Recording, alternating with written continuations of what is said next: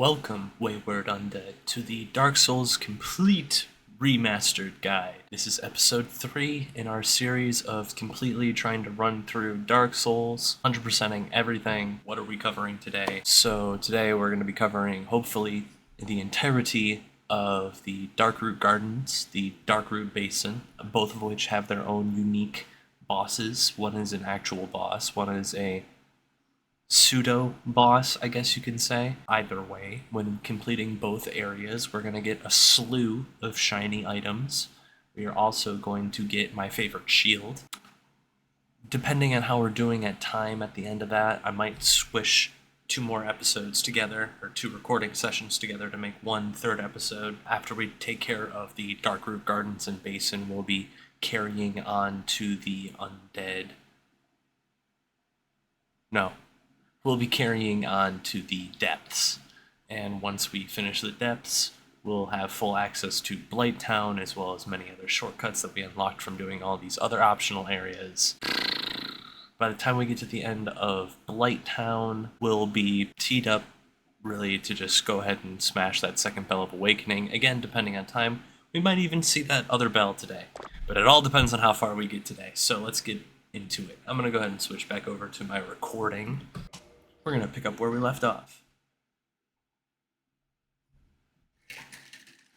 Forgive me. I think I've been saying, but like the past, I don't know, so many episodes I've been saying that my voice allergy season is impairing my voice. There's not much I could do about it, and unfortunately it's actually very early in the morning and I'm not allowed to talk very loud either, so this is going to be quite a quiet episode, or at least this recording session is going to be. Yo! Oh wait, that's juicy. Is that a mod? We're gonna lower our HUD a little bit. Yeah, I like 7.5, that's good. That's good. I just want to see more of the game, you know? I don't want to see my crummy UI stuff. We'll turn up the music a little bit, turn down the sound. Okay. Oh, it's so nice to be back. Alrighty, so I'm gonna do some quick organizing. Very good. Hello, welcome back everyone. I just finished organizing my chest. I put away some things that I had from last playthrough. Notably, I have an item from last playthrough on me, but that was just to say hello. We have our talisman now. I cleaned up the inventory a little bit. I also grabbed an item for later. You will not have access to this item, but I have access to this item, so I'm going to be using it when it is necessary. You'll see when. I also have our short bow, our light crossbow, the catalyst, of course, the pyromancy flame, talisman of choice. I also swapped out the crest shield for this playthrough for my crest shield from last playthrough. As you can tell, I've already fully ranked it up to +5, so I figured, we already got where crest shield is located, why not just give myself the version that I work towards having. So I'm gonna do that with a lot of items that I run across this playthrough, especially if I know I'm gonna use them at some point. So just so you know, if I've used it in a previous playthrough, when I run into it again, I'll grab my upgraded version. All except for my great scythe. I'll keep using the great scythe that I have now, and I don't really plan on upgrading armor for a while, at least until I acquire pieces of my favorite armor set. Alright, anyways, we need to get to the Darkroot Gardens, so we need to go back to Andre.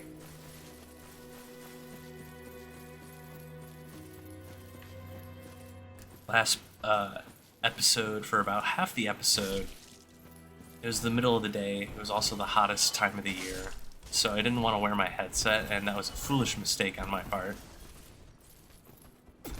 because I just used my speakers to record my sound, and it sounded awful. So I apologize if that was you noticing that last episode. Ooh, ooh, ain't that sweet. Oh, I'm in a bad spot. Cool. I harvest you like wheat.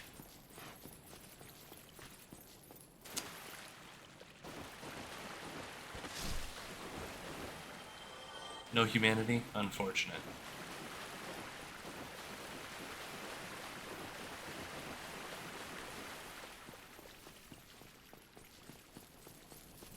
So I expect you to get a pretty good idea of these areas at this point. As you know, we've gone through them. So, actually, hold on. I'm in a tricky spot.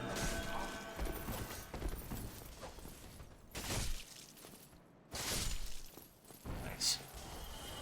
One of the benefits of using a scythe while just one-handed, you get this really up-down R1 attack, which is really good for those tight spaces. Uh-oh. Well, that's unfortunate. You hopefully haven't fallen off the settlement, like I was telling you, because you've already gone through the area before. I expect you to know what you're doing. We're trying to get back to the blacksmith Andre of Astora. Because from there, he has access to the basement where that Titanite demon was that I killed with the sunlight bolts last episode. Just past that demon is the Darkroot Gardens, like I showed you. And we're going to be going through that area. Ooh. I am tempted, so I don't really think I need to go back to that sweet Titanite shard, that one merchant over here. I'll hold off on killing him until later. But like I told you when we first met him, he drops a dex weapon, a katana, the Uchi Katana, and it is very good early game for dex-oriented builds. I don't believe I have it in my collection.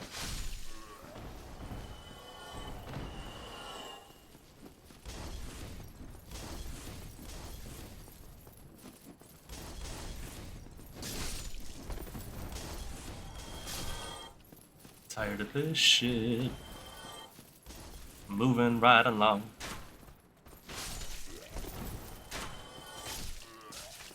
I'm just eating those.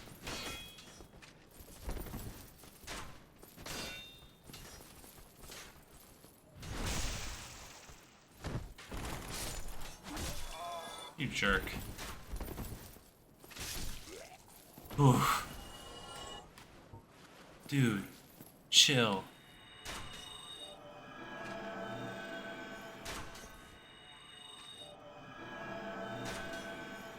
I'm burning through these heals. That's okay, because we're right here anyways. What was down here?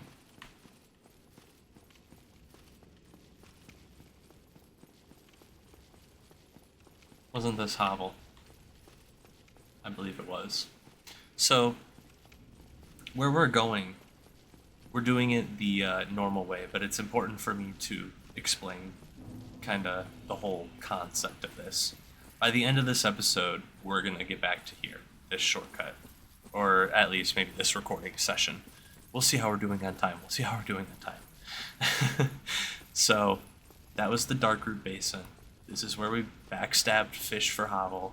There's no reason to come down here to backstab Fish Hovel unless you want Hovel's ring, and unless you have the Master's Key early on. At the end of Darkroot Garden, we get the key to open up that door to Darkroot Basin. So if for whatever reason you wanted access to, things over there earlier, you could just use the Master's Key, like, as soon as you got here, before you even fought Tartar Sauce Demon, and go through Darkroot Basin, if you absolutely wanted to. We didn't need to. I'm just showing you guys the most vanilla basic route through this game, because I think that's really, like, one playthrough through I have the best knowledge of. And I'm going to show you all the little secret things in between too, which is really like the idea of the playthrough, If some of you are wondering what the projected timeline of this series is going to be, I'm going to try and finish the playthrough before the end of the year. Before the end of 2025. It is, like, July right now. My life is complicated. I got stuff going on. I got work. I got school I want to get back to. And a way that any of you could really support me is just subscribing and leaving a like, maybe a comment.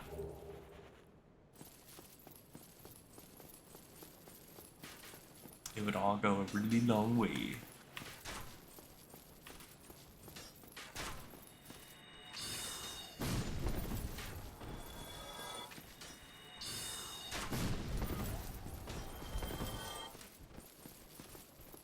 Come on.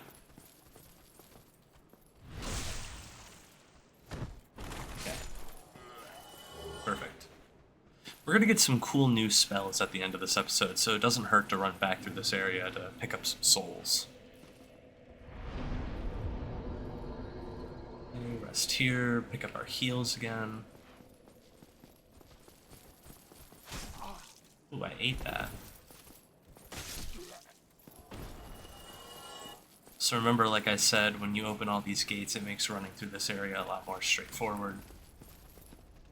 It's good to open up your shortcuts, because we started all the way at Firelink Shrine, and you can see how interconnected the world is. It's beautiful. The level of design, in synchronicities between all the areas. It's so beautiful.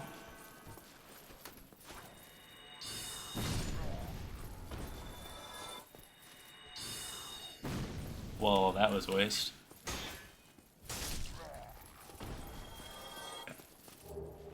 Another Titanite shard. Well, look at that. That's awesome. So, more Titanite shards, more upgraded weapon damage. It's always good. Damn.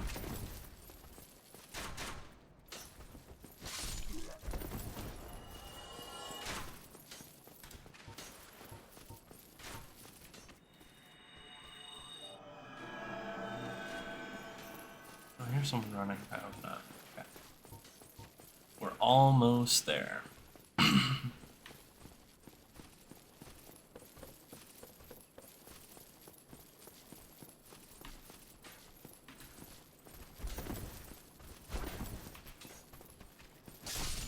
Ooh, very good. Very good swipe.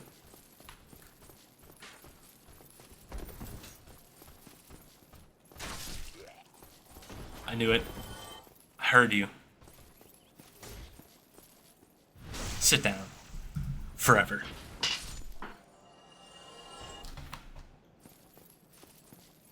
So yeah, be careful when you're coming over from that walkway that I just did a sharp right turn on.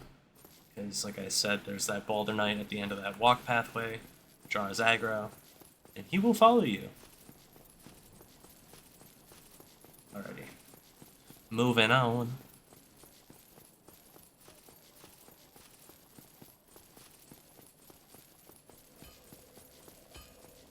Ah, you can hear that tinking now, I hope.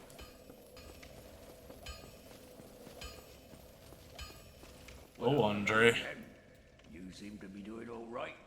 Need anything forged? No. But let's take a look at your stuff. So yeah, oh, that's where I bought all these items. When I was organizing my chest, I put a lot of these items away in my bottomless storage. Because I don't need them. And I'm not going to buy Titanite shards from them. But I will repair my stuff. The reason I'm not going to buy Titanite shards from Andre is because I want to keep as many souls as I can for the spells that are going to come up later. Don't get yourself killed. Neither of us want to see you go hollow. Already there, buddy. Already there. Be wary of the Titanite demon that is patrolling this Darkroot Garden's entrance. It is lethal. We took it down last episode, so it is not to be feared.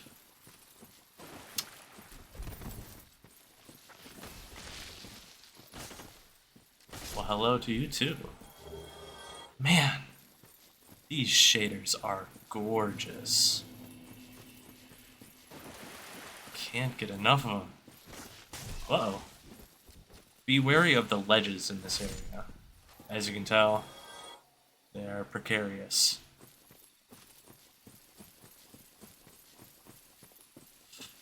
That shiny up there looks very tempting. Don't worry, we're gonna get it later.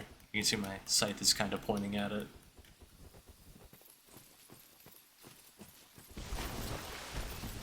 These enemies, the one that was just to our right here, that I just mowed down, it was hiding in this brush right here, and I didn't even see it.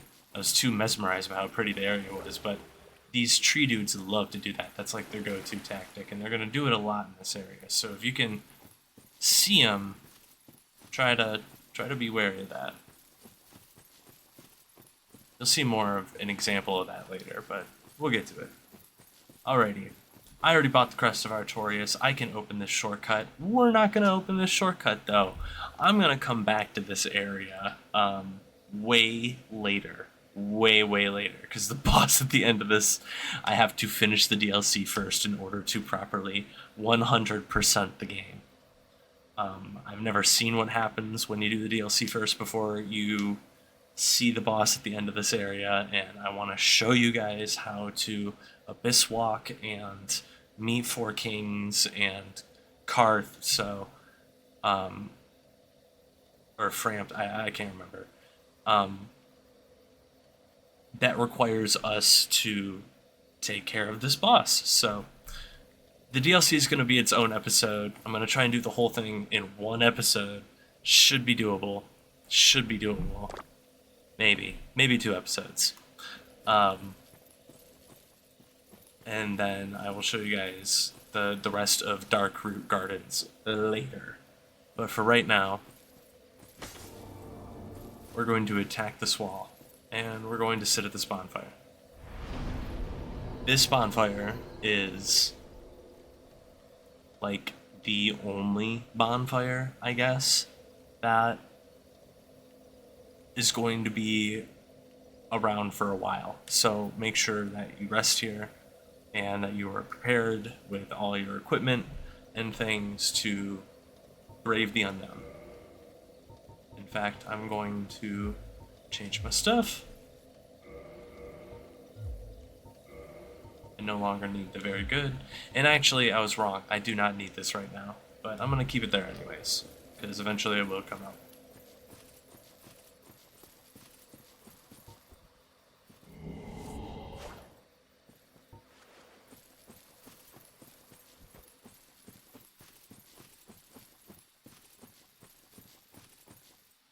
In this area, you can see 1, 2, 3 of these tree dudes. If you attack them preemptively, walk on top of them even,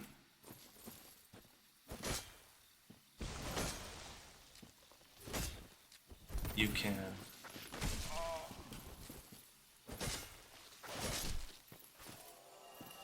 kind of deal with them preemptively. What is supposed to happen is you're supposed to walk in here and grab the shiny, and then these guys all ambush you. This deters them from doing that. Another thing to know is that when they are hidden in the ground like that, you can get one good strike on them. You see they take damage. But it isn't until they're done popping out of the ground that you can deal damage to them. Ooh, ow. Oh well. Okay. Heal really quick. And grab our soul item. Now we can carry on. Sorry, trees in this area are tricky. Now we can carry on through this. Alright. This is an illusory tree. You can chop it down, and I do recommend that you do.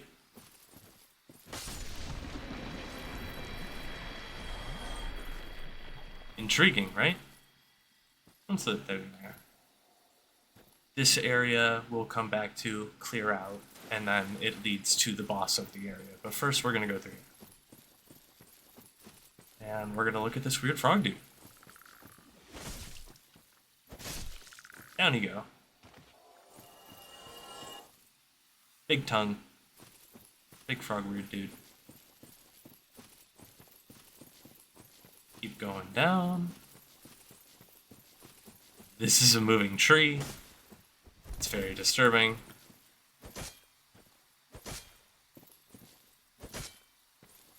Be sure you dispense of it.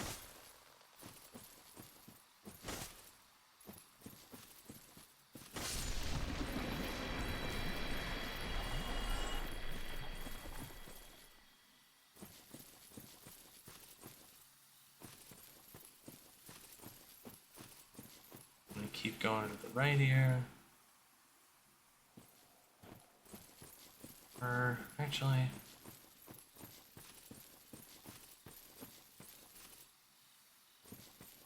I'm getting turned around. That's okay though. This is a big area. A lot of enemies. Okay. So by hugging the wall like we did, we actually drew aggro on these frogs and they hopped out of the water. You can lure them away. Whoop. Actually, what am I doing? I have soul arrows. You can lure them away and you can whittle them off like this. And it makes this encounter you're supposed to go through a little bit easier because normally you're supposed to fight those 3 frogs while also fighting the stone dude. You can see him laying down on the ground there to the right of me.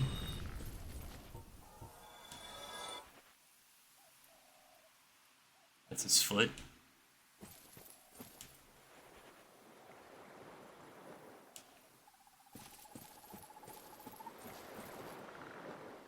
There are more of these enemies, so do be cautious.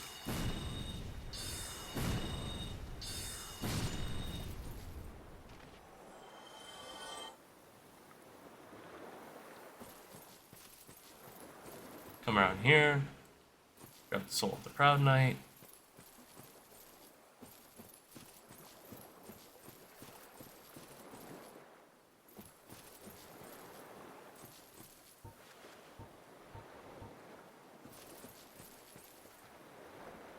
So, can't attack them just like the tree dudes until they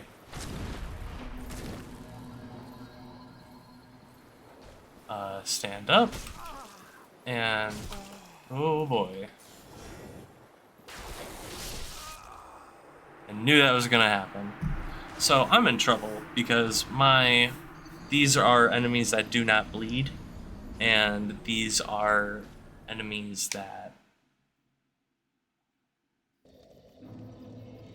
take very little damage from on-hit / attacks, like my sight. So I'm gonna have to get a little bit more creative. I'm actually going to give myself the other sunlight spheres. Alrighty. We gotta do the run back. So, here we go.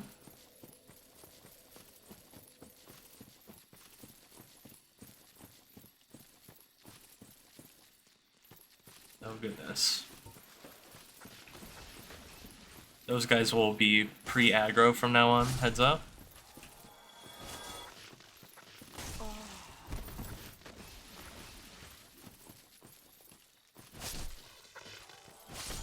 Nice.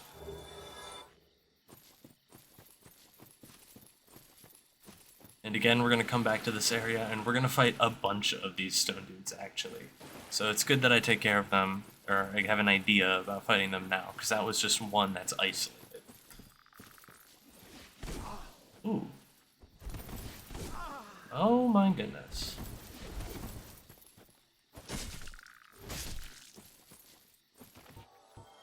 Is it me? Or is the sound effect for the manta ray frog kinda sound like when you hit it, a skeleton from Oblivion? Let me know if that's just me.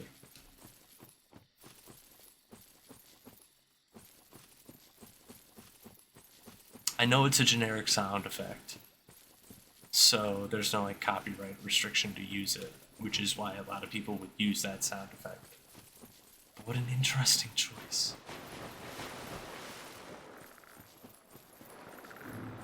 Yeah, that definitely sounds like it. Like the ribbit sounds like the creak of the bones.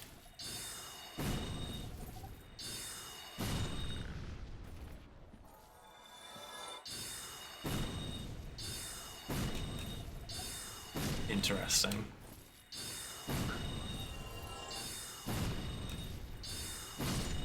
Okay. Let's see what they dropped. They dropped green blossoms. Interesting. I did not know that they dropped green blossoms. Take care of this dude really quick. Just so I don't get disturbed. I'm gonna have to heal. Which is fine.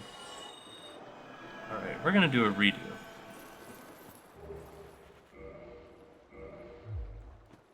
And actually, you're gonna see me do something crazy. Get ready for this. So, remember that dark hand? I'm going to use it like a shield. And I'm going to throw lightning stakes with the other.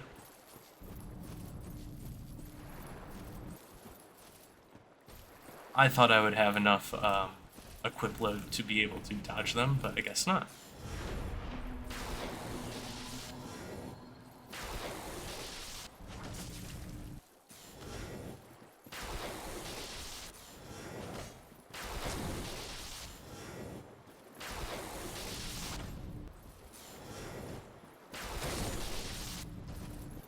Nice. Oh, hey, that one also dropped green blossoms. Ooh, 24,000 souls. Crazy. So there is nothing over here besides that. There is, however, a secret path, which I have to go find. Just want to make sure I didn't miss anything.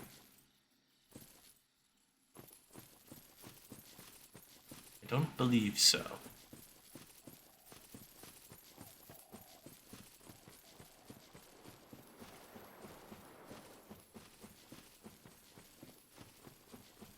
I'm using what is my favorite shield right now.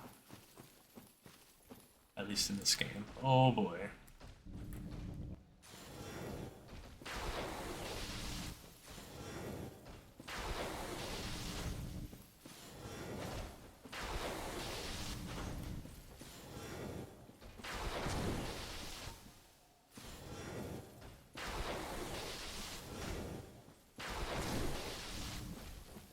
I mean, just look at it. Mad aura. And for me, this Dark Hand has 80% damage reduction across the board. Which is pretty good. And this is the shiny that we saw coming into Darkroot Gardens. Now I missed that shiny over there. Behind the rock. So we're gonna grab that back at the bonfire, don't worry about it. But for right now, just bask in the glory of the amazing wolf ring that you just acquired from the secret area in the Darkroot Gardens. We're going to equip this ring immediately. This is a great ring. So, you noticed I had a free equipment slot, or ring slot, and I didn't even put equip load in there, which would probably help me with that spell that you saw the Stone Golem cast. The Stone Golem, by the way, the spell that it casts, it's called Tranquil Walk of Peace. It is a ball buster in PvP if you're a spellcaster.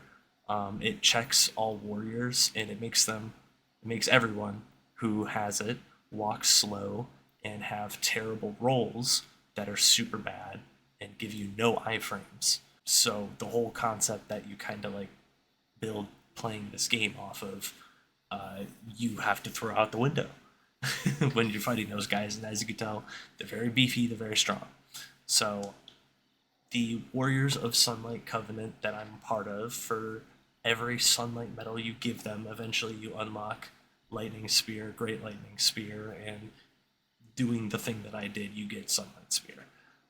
I now have access to all Sunlight Spears in my head, so I'm using that. And I'm using this shield from a previous playthrough from another Covenant, which we'll meet later. I really should just be using Black Knight Shield right now, which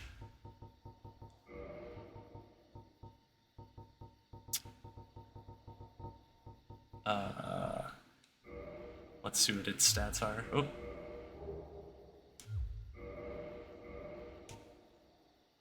It offers 100% damage reduction, which really means that I would be taking no damage, so it would make more sense for me to use this, honestly.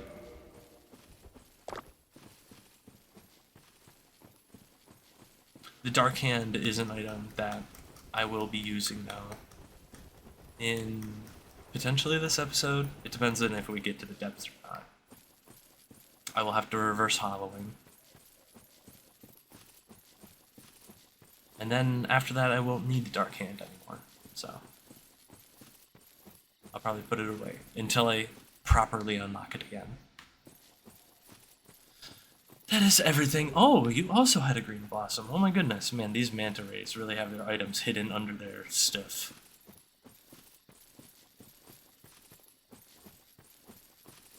I'm gonna go ahead and rest again. I'm gonna grab that shiny behind the rock.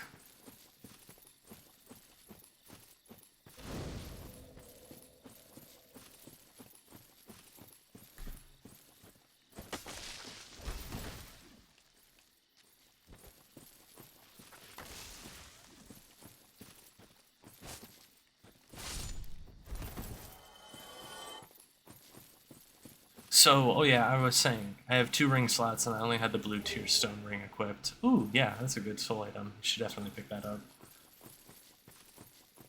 We now have the wolf ring. We have proper access to the wolf ring. I didn't use Hovel's ring because I have enough equip load to be able to regular roll. So I don't really need the equip load. And I always think of equip load rings as kind of like a handicap. If you can just level your endurance up to like regular equip load, in my mind. It depends on your build, of course. Though a lot of heavy armor knight builds are gonna need this ring, especially if you want to stay below a certain level as well.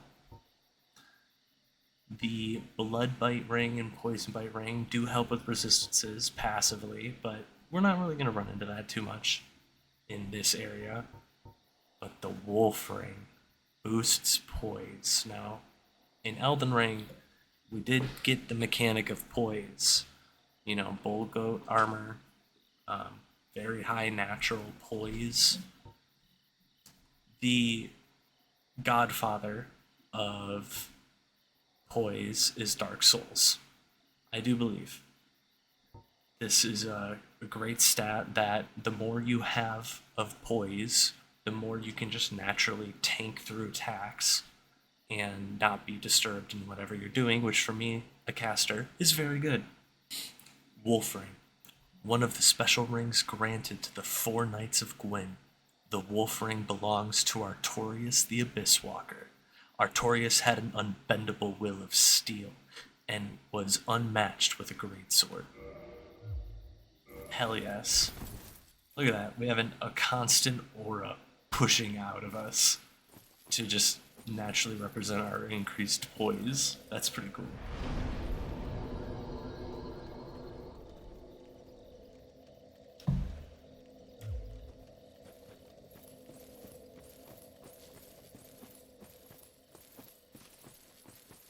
Alright, now that we got our sunlight spears back, man, I really needed that sip of water.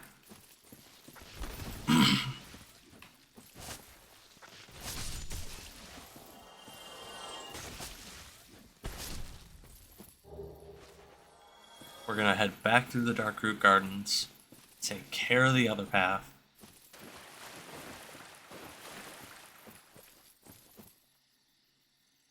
We're gonna start with this guy.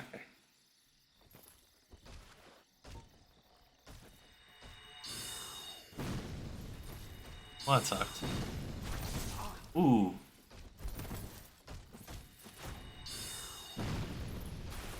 Sit down. Oh, that was gonna be death.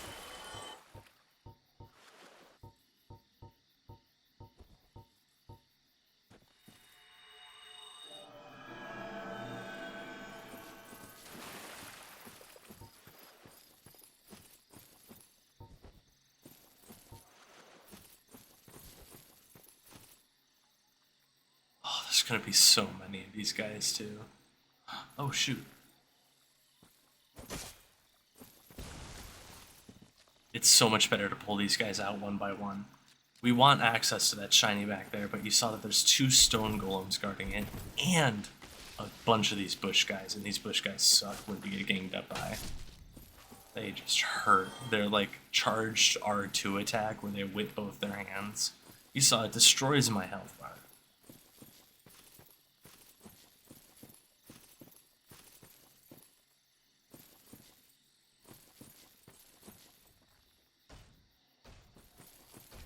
Ooh, what? Someone's been aggroed. I would like to know who. Oh, you. Sure.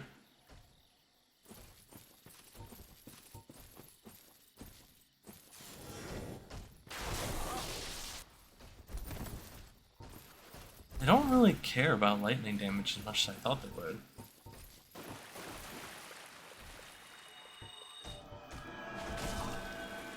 Well, that's not good.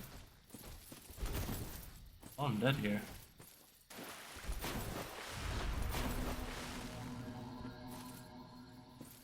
Ooh.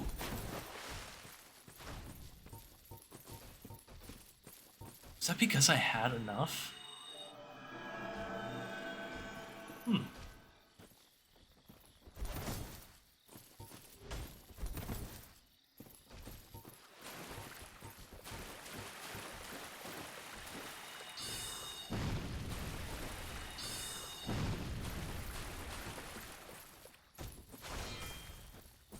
Man, 100% damage resist is crazy.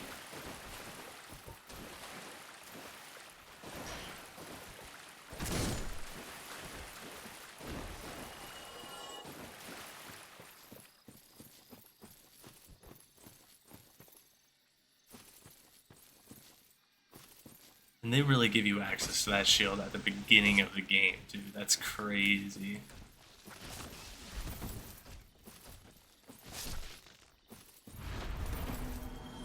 So you see I got Tranquil walked a piece there, but I think my character, like I said, has so much natural equip load that I'm able to dodge roll out of it. Normally, when you're a low level, you don't have enough equip load, and you get... Did I pull aggro on a frog? That's crazy.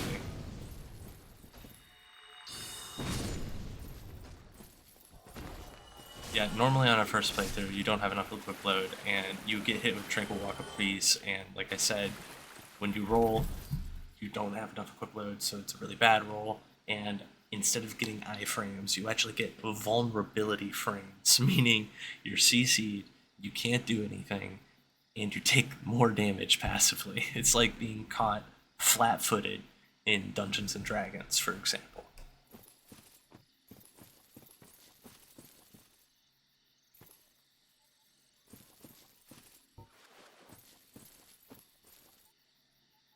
Okay.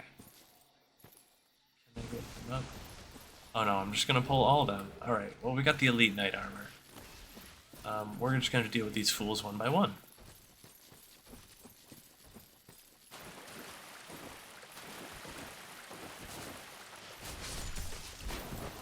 There's one.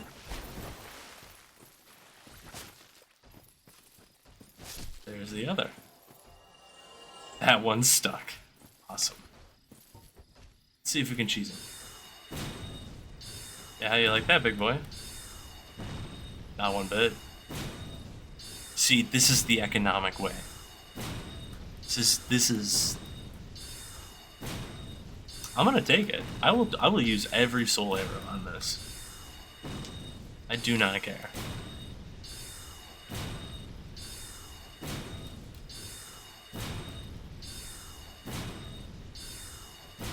$11 at a time.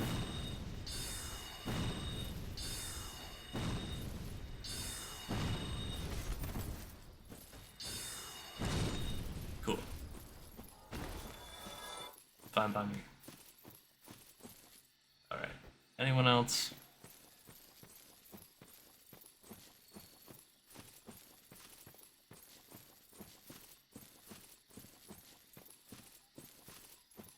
believe that's everything here.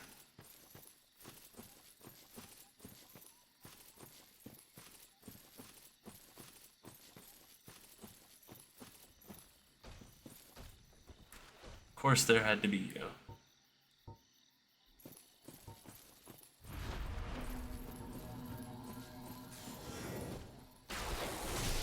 Holy moly. I'm dead.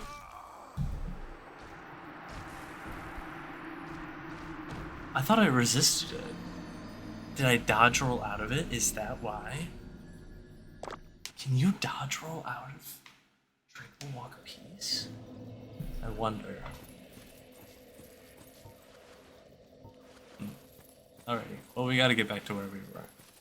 And now we don't have to go through all the goons. And also, we have new armor. So, let's just compare Hollow Warrior armor to Elite Knight armor. Way better, right? Way better against everything but lightning. So, let's use that instead. But as you'll notice, oh, I keep on equipping it. It weighs more. So, as long as we're doing our regular roll still, I do not care.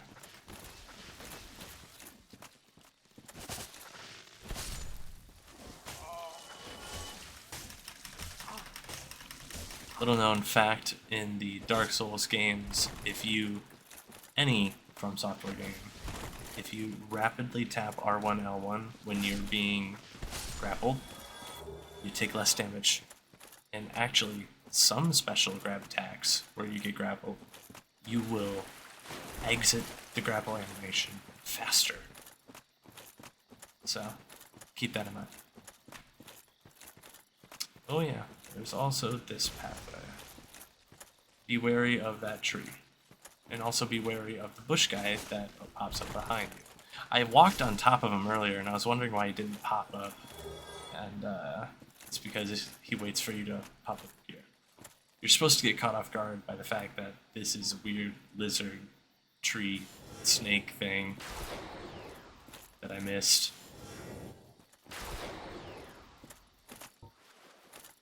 Whatever, dude.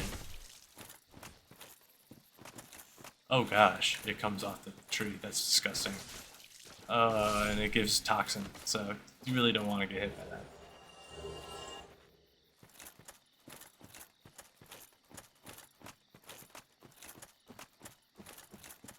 I knew I forgot something.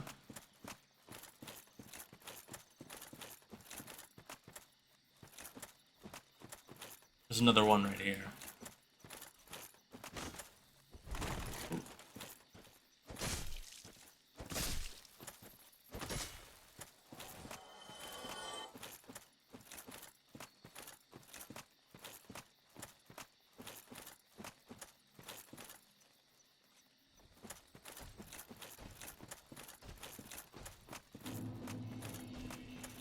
Just gonna go ahead and grab my souls and run my ass back.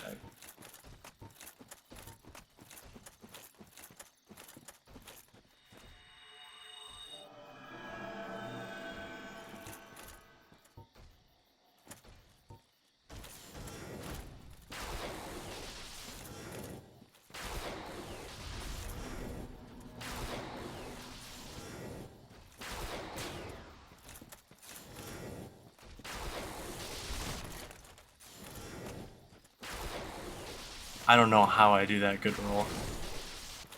I don't know why it affects me sometimes and why it doesn't. I'm convinced it's because I just have innately high quick load.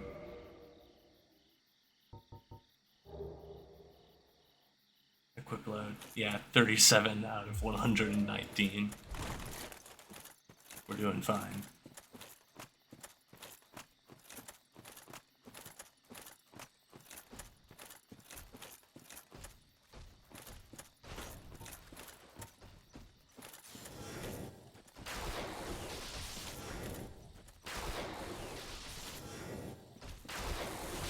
Oh, I'm a fool. If this is the end of the area, I'm gonna have to repeat this. And if that's the case, I'll be back. That was a very lucky hit for me. So there's a summon sign for the boss here for this area. And you're definitely gonna want to use it if you want to speed the process up, and also get an item later. Because you will miss it unless you do not summon her, I have found out on my first playthrough.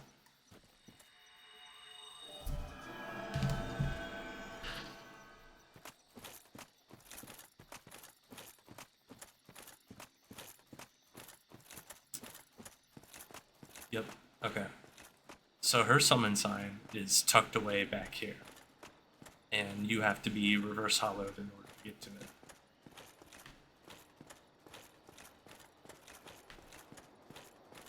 So be sure that you get the Elite Knight armor, you get the Parazon item, as well as the Egg Virtual, or whatever it's called, the Virtumite. The egg thing. Be sure you go through the secret area. Be sure you get the Wolf Ring. Be sure you get the Proud Knight soul item. Be sure to just like evade, I guess, the stone golems if they are giving you too much trouble. It's much better to pick off these enemies one by one. After we take care of this next fog wall, we'll have access to the Darkroot Basin, where that hovel shortcut led us to, and we'll be going there, and we'll be exploring that area really quickly. And then we'll be running over to the depths, probably. Man, we're doing really good on time, actually. So, okay, I'm going to go ahead and head back to the bonfire. I'll meet you guys back here when I am reverse hollowed, and I'll show you where the summon sign is. Reverse hollowing at this bonfire is also really good because it means that resting at this bonfire, you get 10 charges under Estus. We have not used our Estus at all, however, because we've just been healing manually. Here she is. Witch Beatrice. Summon this phantom? Yes. Now you're going to make sure that before you summon her, you kill everything that you have pulled aggro on. Because if anything is fighting her when she comes in here, okay, she's going to fight them head on, and she will not like follow you up here to the boss area until then, and until they're dead. And she will probably die against those stone golems. They deal an immense amount of damage, as you saw, and she is a squishy mage. But keeping the squishy mage alive all the way up to the tower here, you were rewarded with this. I'm going to heal really quick, all the way up. Because why not?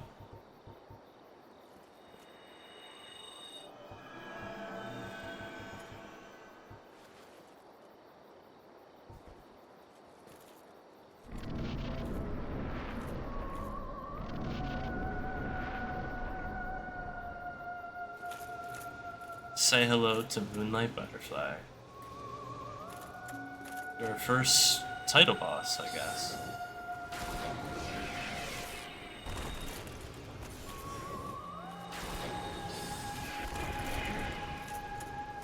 Well, that's too easy.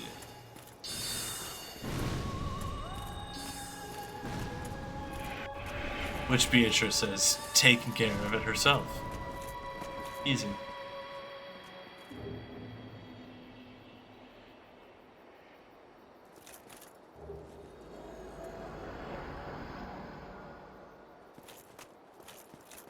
We absolutely melted that boss with a couple sunlight spears, so we didn't get a chance to see more of what it did, but normally it gets exhausted after doing those spell attacks, and actually I really should have been using my crest shield for that fight, because check this out. Crest shield has a 80% damage reduction to magic and 100% damage reduction to physical I don't think it always has. I do not believe that it always has 100% physical damage reduction. I think that's just because it's ranked, fully ranked up. But that is like the best magic resist shield besides one super heavy shield that you find much later on. I do not believe, yeah, Black Knight shield does not offer the same properties of magic damage reduction as Crest Shield due to lore reasons. But that boss exclusively dealt magic damage, so it's better for you to have that shield in that fight. Which honestly, right? Hold on. I might as well just use the Crest Shield. I'm already using the rest of the Elite Knight set, you know? Ascend the tower, and you'll find a blacksmith here. Praying. You'll find the Watchtower basement key, the Divine Ember, and a Homeward Bone. Which honestly, go ahead and use that Homeward Bone to get out of here.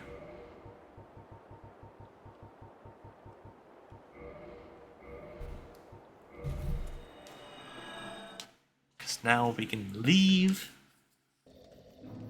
and we can give this Divine Ember to Andre of Astoria.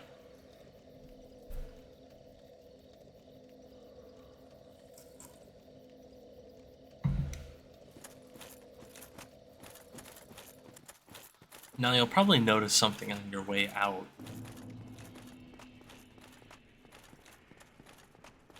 But when you were leaving the Darkroot Gardens, you saw an alternate path, one that was darker, that leads back to Andre of Astoria's basement here. And another one that was much brighter. It's the ember of a divine blacksmith. Might you consider leaving that with me? I can produce divine weapons with a flame such as that. So I didn't get a chance to give it to him. Or to read the item. I'm gonna go ahead and do that really quick. I'll be seeing. Be careful.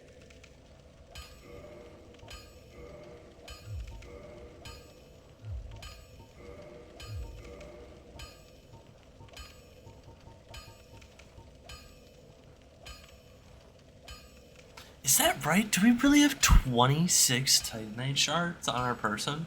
On our person, in our inventory? Because that's insane. We need to get the Big Ember, which we get in the depths, which allows Andre to rank up weapons past +5. But I think we can go ahead and rank up our Scythe to +5, because I do believe we have enough Titanite shards for that. But let's go ahead and take a look at the Divine Ember. Divine Ember. Ember required for weapon ascension. Divine Embers are property of the church and intended for divine blacksmiths. Ascends +5 standard weapon to divine weapon. Divine weapons can be reinforced to +5. Divine weapons are for undead hunting. Use against undead and the pawns of necromancers. Very, very cool. My, I've seen one of those before. It's the ember of a divine blacksmith. Might you consider leaving that with me? I can produce divine weapons with a flame such as that. Go ahead and give that bad boy to Andre. Well, I just wanted to read the item before I gave it away. made a fine decision. You soon shall see. So now, I have no weapons to ascend because they're not of high enough quality. Actually, I could probably do that to my scythe. Hold on. Reinforced +4. Oh, I'm not allowed to rank it up anymore. Check that out. Nah, I'm not gonna rank that up.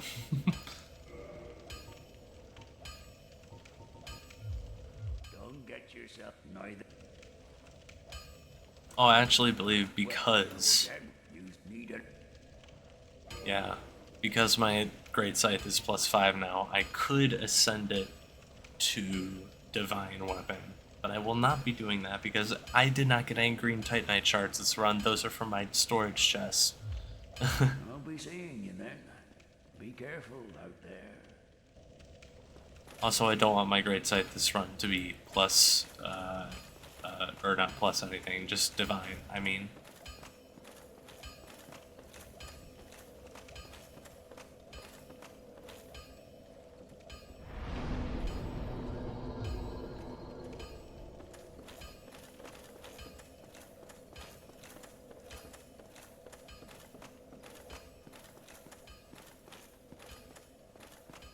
I guess the game is afoot at this point, because you have two ways of tackling the Darkroot Basin.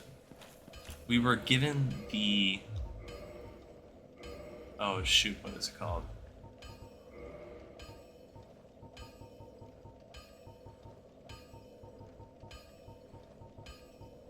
The Watchtower basement key to the basement of the Watchtower in the Undead Burg. The basement of the Watchtower forms a stone cell. There are rumors of a hero turned hollow who was locked away by a dear friend for his own good, of course. That is the key to open the shortcut that we got the Master Key, that we used the Master Key to do. The Master Key is a universal key that opens any basic lock. So, we're able to open a bunch of locks because of that. So, we're not going to do that. We're going to tackle it the vanilla way. Because, again, I want to be beginner friendly. If you don't want to deal with Hovel, maybe you're scared of him and don't want to take him down yet. You think backstab fishing is hard and you're not good at it, so... Maybe you want to do it the old-fashioned way, and there's nothing wrong with that. What you're going to want to do is you're going to come to the Darkroot Gardens. You want to mow down this first guy.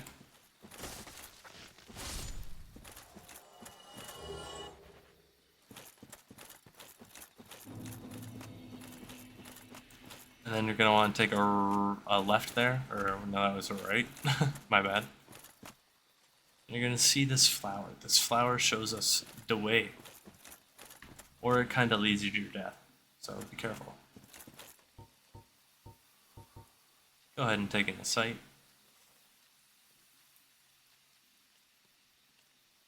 We got the Undead Parish in the background here. We've got the Darkroot Gardens up there. And right now we're taking a path down below to that weird lake area. And, yeah.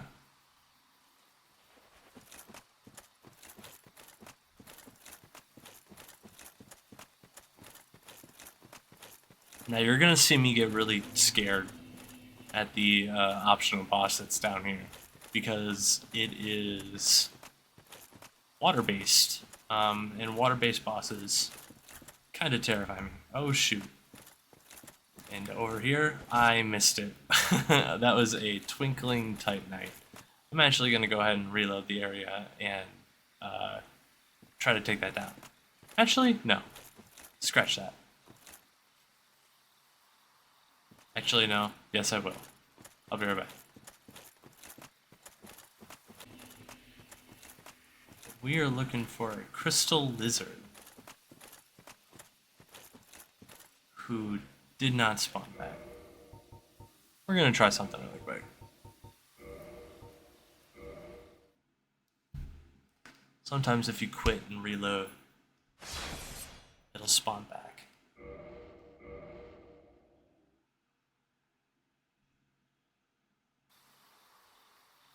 Yep. And I missed it again. Okay. Well, we'll just do that again.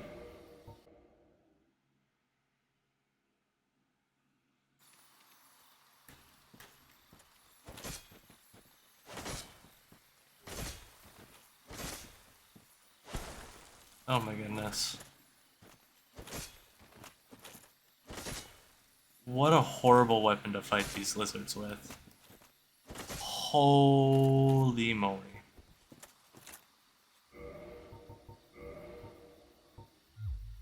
Okay, yeah, actually, what I need is just that. Okay, let's try that again. Wow, wow, wow, wow. I feel like they're gonna be resistant to magic damage, so Sunlight Spear is the way to go here. A lot of things are weak to lightning.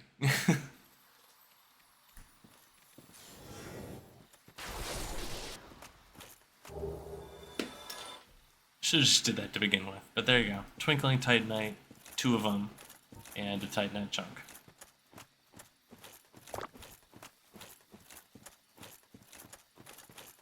Now pretty soon here, we're gonna run into another Black Knight, and they're gonna be guarding, like I said, my favorite shield. So that's gonna be fun. Ooh, the longbow. Okay, the longbow is a direct upgrade to the short bow. It has better dex scaling, and it has longer arrow range and arrow damage effectiveness, if I'm not mistaken. So arrow damage fall off is a big concept in Dark Souls, beyond like so many, like beyond such a physical distance in the game. The damage your arrow deals like falls off by a coefficient of like 0.85 or like something like that, or even greater depending on the distance. So the way to negate that is by getting a couple of enchanted rings if you're a bow user, and also using a bow that has greater range. So when we're finished with the Black Knight, I just fell off the area. I didn't mean to, but I can show you where I was. I was right there. There's nothing else for us on this route besides the lizard. When we're finished with the Black Knight, there's going to be a bonfire. And there's going to be a shortcut. There's going to be an item.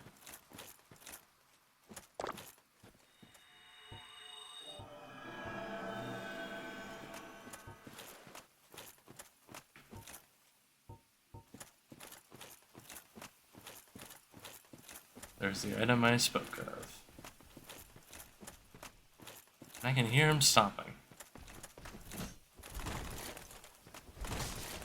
Now this gentleman, holy shit, he's probably gonna kill me. He's also really hard to fight in this area.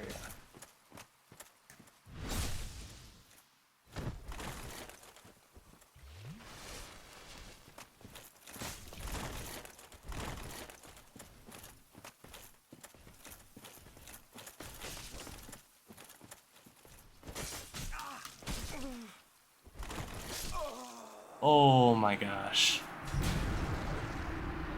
Oh hey, Karmic Justice finally popped. It only took all of my health. Man, we didn't want to hollow there.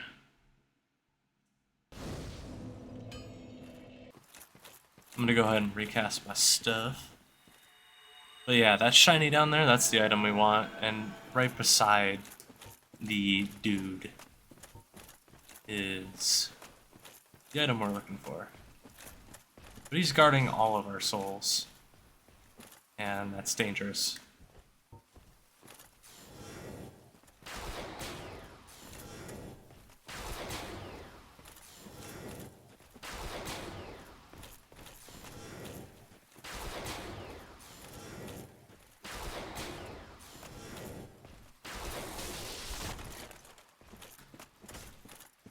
It's better to fight him in this big area over here, for sure.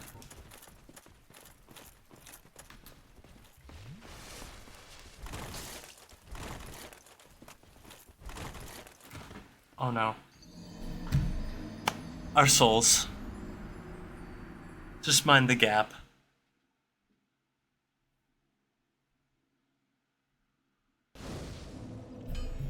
Well, that's a darn tootin' shame. That was just our own hubris. I should have lured him out to begin with. That way our souls would have been more easily recoverable before the combat. That's also another reason why you always want to pull your enemies away from where they are, because that Black Knight is intentionally set up in a very tight chokehold to knock you off and to cause this death, which I have fallen victim for, which is okay. I'm salivating at the item that he's holding, that's why. And I will be immediately substituting it out for its upgraded version when I acquire it. The specific moveset of this weapon and shield combo is ridiculous.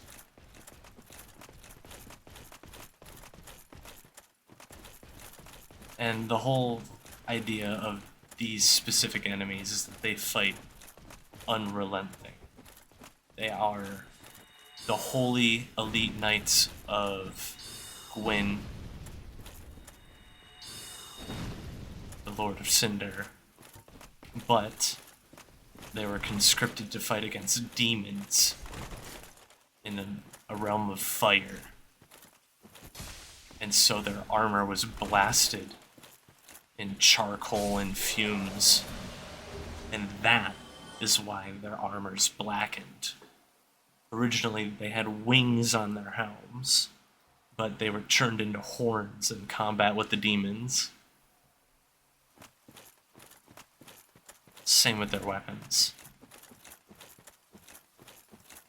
That's also why their weapons hurt so bad.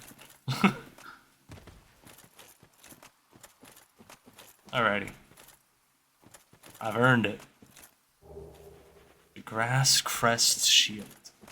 Now, I've gone ahead and I modded my game and actually changed the texture file of the Grass Crest Shield to something else, because it is my favorite shield. And I will be using it for the remainder of the playthrough. Get ready for this reveal.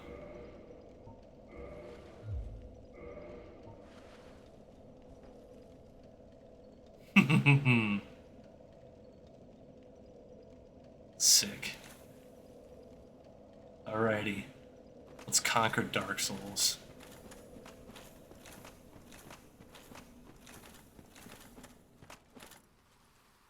So.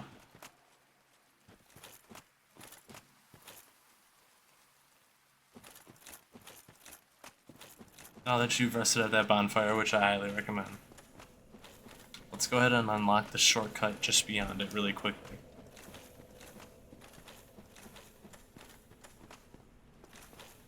So if you pull this lever, man, that bitmap is really shiny. If you guys don't like that, let me know. I don't mind it. What is most important, though, is that you see I have a green icon at the top of my UI underneath my stamina bar. It's the second icon after the Wolfring Poison Increase active effect. And that is the active effect, or passive effect, of the Grass Crest Shield. It reads: Old medium metal shield of unknown origin. The Grass Crest is lightly imbued with magic, which slightly speeds up stamina recovery. That's it. That's all we know. As far as, like, shield stats go, they're not the best. 95%, when it's fully ranked up, 95% damage physical reduction. Pretty good fire damage reduction. Bad magic damage reduction. And literally middle of the road lightning damage reduction. But that's not why you equip the Grass Crest Shield. It's because stamina is so important in this game. It is livelihood. It's everything, and when it gets to recover that much faster, you're unstoppable. I'm dangerously wrong.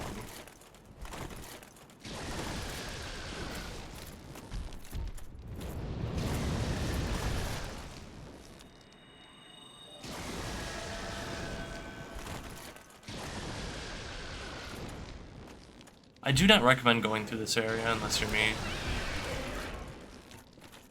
Unless you have all these beautiful lightning stakes. These dragons hurt. They deal a lot of damage. But I lost my souls. And I'm just gonna get through this area because I want to. Just this one time. Just this one time. If this is your first time playing through, I do not recommend you go through this area at all. Man, I've been backed up into a wall.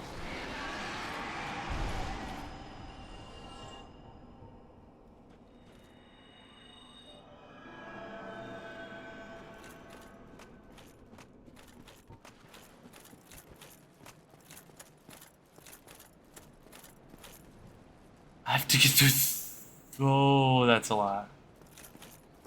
Okay, one at a time.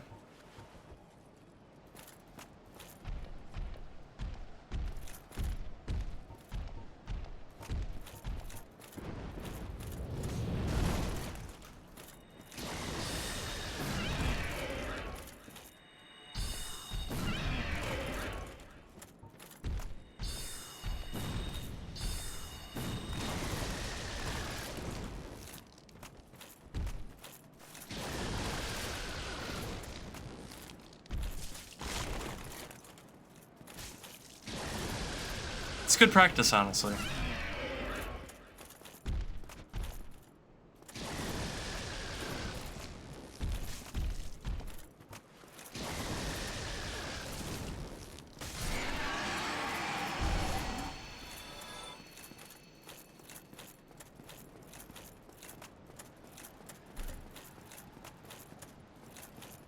I think grabbing this shiny pulls aggro. Yep. But hey, you get the brigand armor and the spider shield. Which is quite a good item to get right now. The spider shield is going to help us when we get to an area after the depths called Blighttown.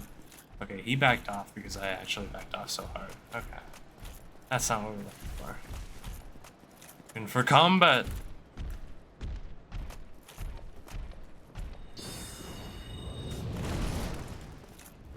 You suck. That would be your scripted attack.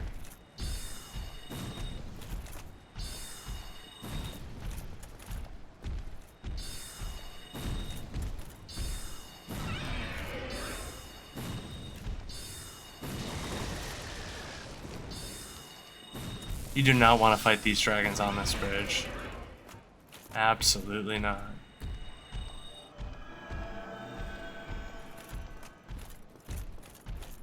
So I will cheese one or two of them and I'll fight that other one solo over there. At least that's my current plan. That's if I can get through them.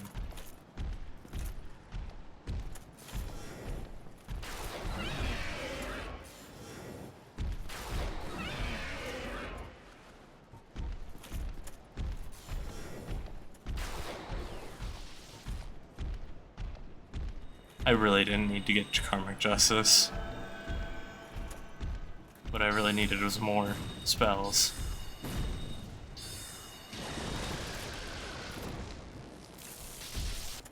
Oof.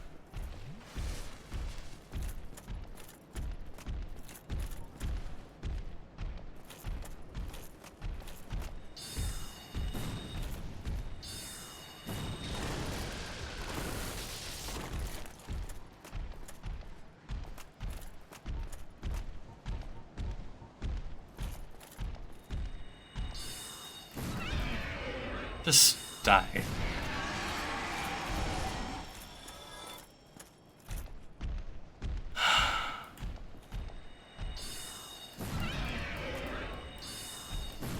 I will reset. Fine with that.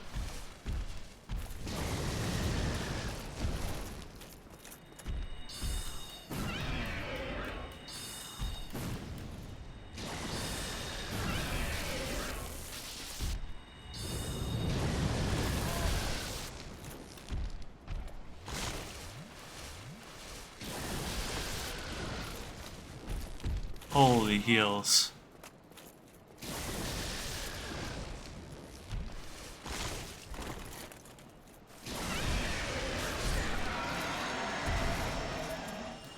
I just started burning through my heels. Oh my goodness.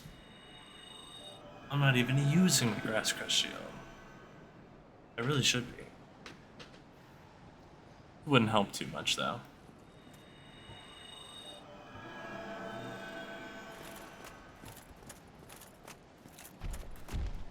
You and me.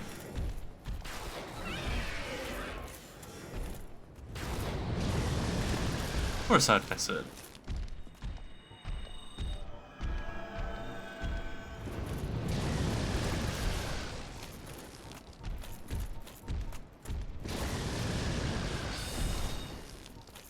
Of course I'd miss it. You are quite the mobile one.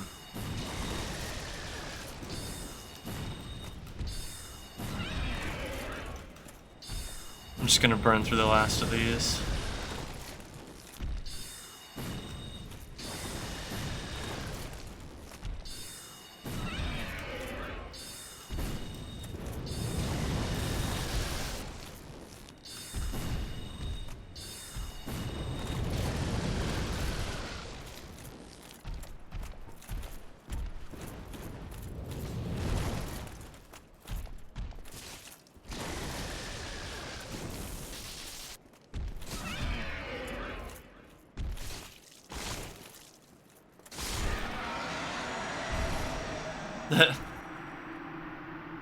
Well, dang it, we needed to get up that ladder.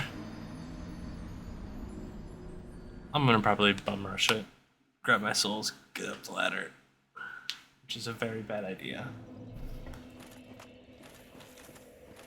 I can just patiently run through it again. That's the better idea. Which means I'm gonna change my spells. From now on, I have also decided to keep Homeward Bones on my person. I think I bought all those extra ones from the Undead Merchant, so just keep that in mind. Anyways, don't go down here, don't go down this shortcut. Once you activate this elevator, I mean, you're good to go and do this next part, which is the optional boss. Now, if you have done everything up until this point, you should be sitting around level like 20, late 20s, early 30s, mid 30s. I hope you are, at least. If you are losing your souls constantly and you're not at around that level, you're going to be probably struggling through this next couple of parts. As you can tell, even level 300, whatever, doesn't matter. This game doesn't care what level you are. It's one difficulty. Hurt you.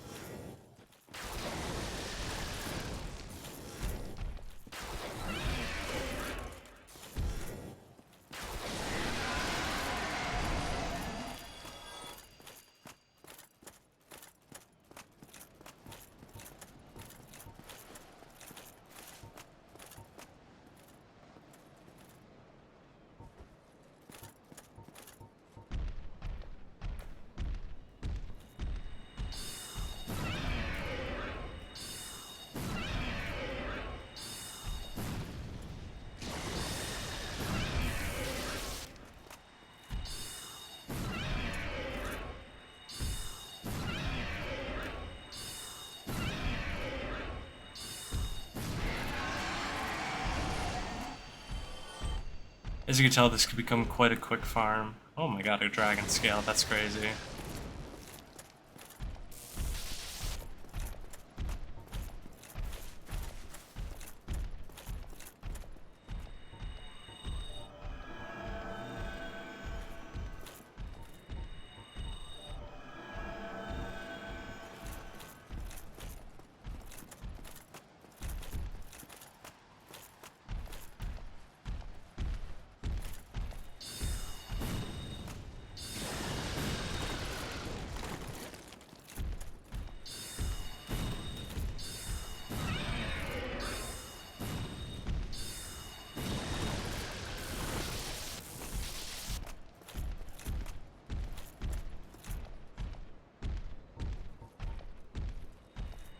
Better not to get greedy.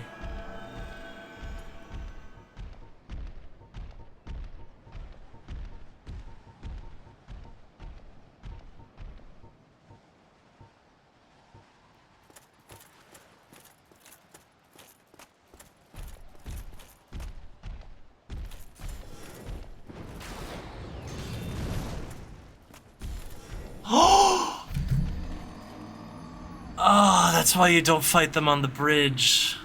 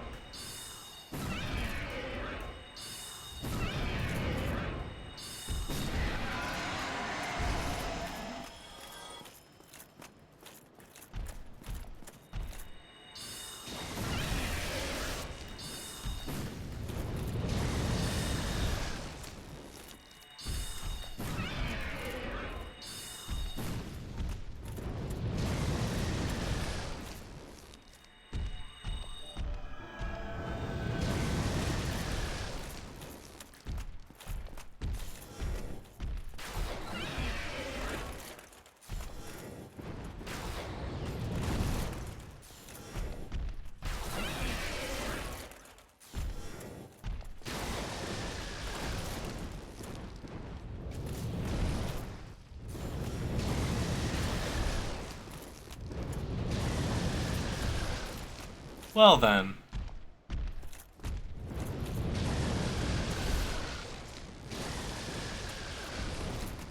Suppose that settles that.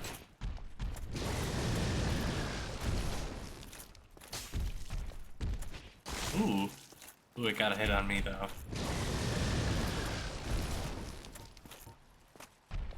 Got a couple more heals. I can risk it. I can risk it for the biscuit.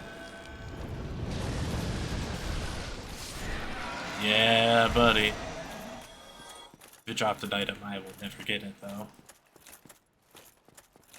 Man, I'm getting all the glitched enemy things that can happen in this run. Got a dragon, jump off the bridge. Got a dragon, glitch through the gate.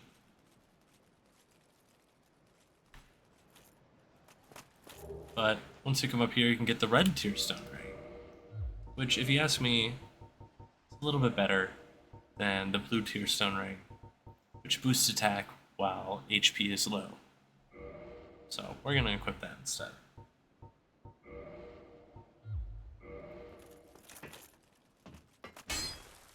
That is it for the things of up here. We are going to die or not. Somehow. That's crazy. Yeah, we're just gonna bone. You see, we're gonna do something even crazier, right? We're gonna do this again. We're gonna do this again, and we're gonna get back to Firelink Shrine. Why do we want to get back to Firelink Shrine? I want to get my Estus back up to 20, yo, for this boss that's coming up. Because I absolutely spammed it in order to get through those drakes on one run. Because I didn't want to lose my souls, and I ended up doing it anyways. Not bad. I need the souls, though. Especially for my spells coming up.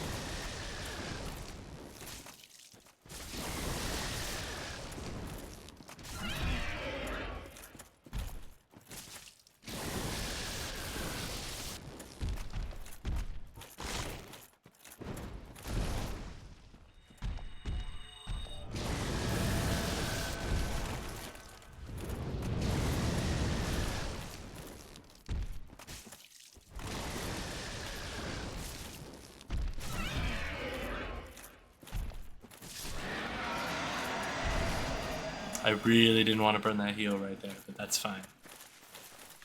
We gotta deal with another Drake over here. And he's also on the edge of this cliff, which makes him quite tricky. So it's better, if you can, to pull him over here.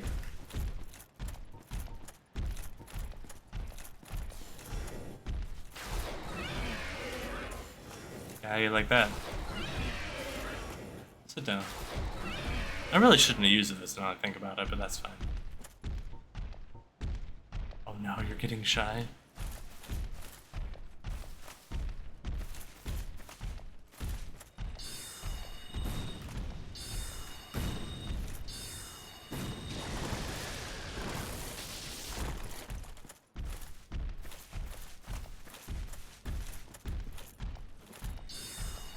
Don't spew.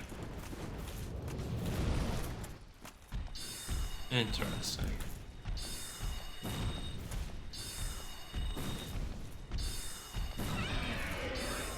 Flinch.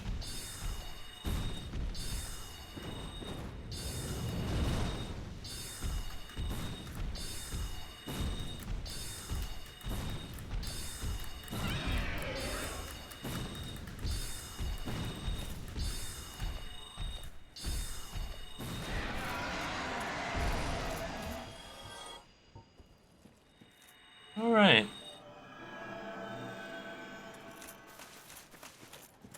That leads us all the way up to here. See that dude over there? He is what's blocking us from getting to Firelink Shrine.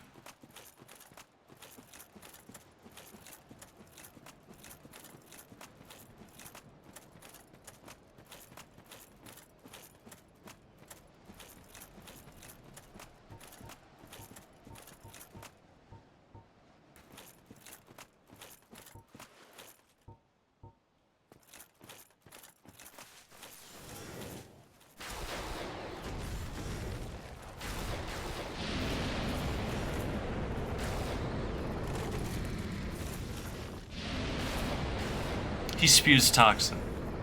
No bueno. We're gonna gun him down.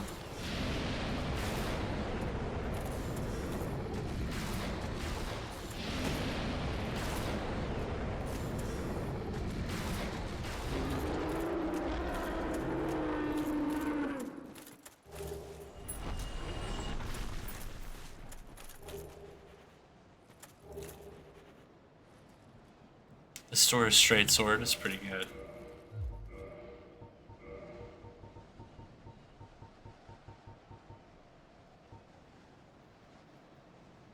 It deals magic damage. Straight sword of an unknown knight, likely one of Stora's superiors. High quality weapon with a powerful blessing of uniquely having the extra intelligence scaling with oh, it has magic damage, but if I'm not mistaken, the candle is intelligence. So it has a C in strength, dex, and faith scaling. It's a faith-based sword.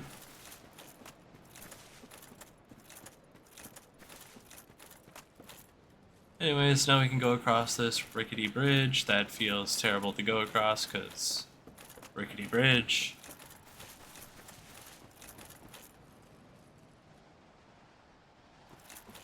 Thanks to the shortcut that we opened,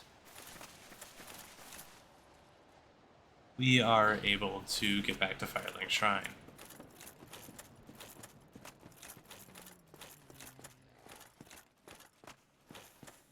I'll meet you back over there. Alrighty, so I am back. I went ahead and I made myself a BLT for breakfast. I also fed the cats. Also, waved my partner in goodbye, because I miss her, and I hope they are having a good day at work. So, anyways.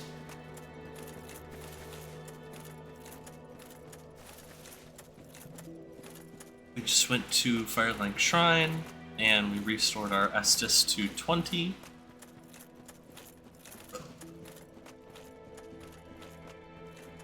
Now we're gonna go back to the shortcut through the Valley of Drakes that we rightfully earned.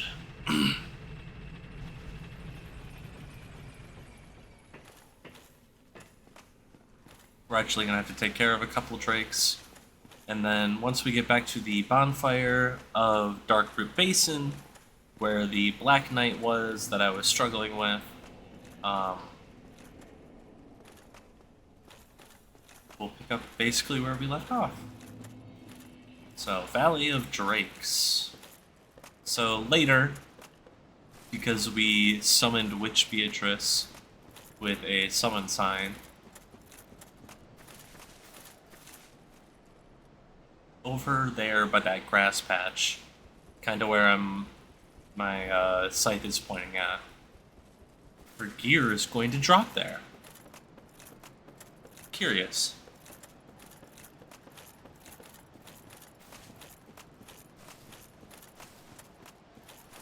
Now, I could use this shortcut to cut over to Blighttown, but I don't want to do that. And normally when you come over here, there's a big-ass dragon.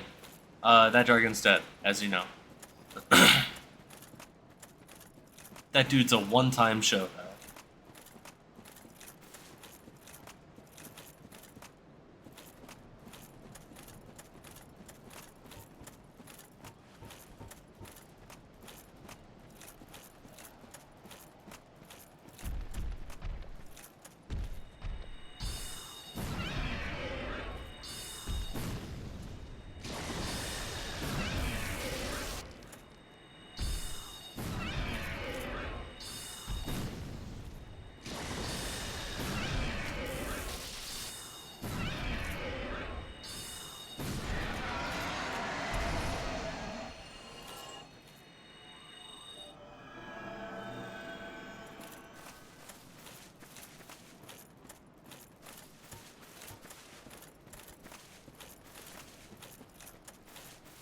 This one I don't mind going mano-a-mano.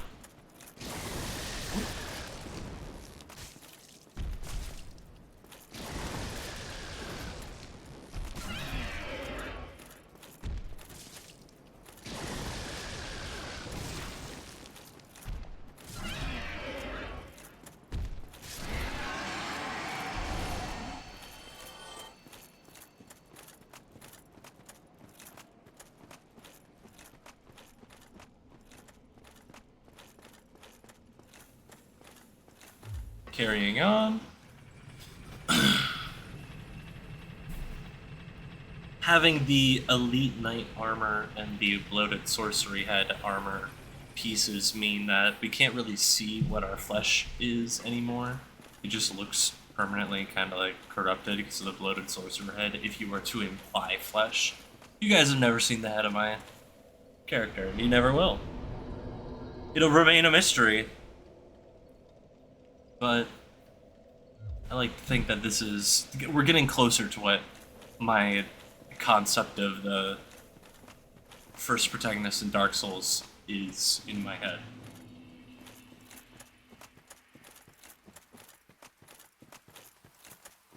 Now that that Black Knight is taken care of, you can come up here unabided.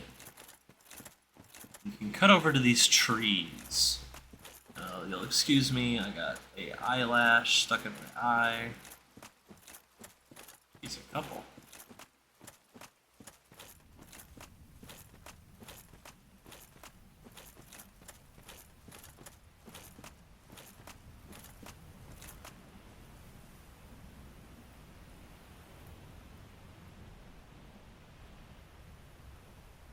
Oh boy. Yeah, I don't know if you can see that in the distance.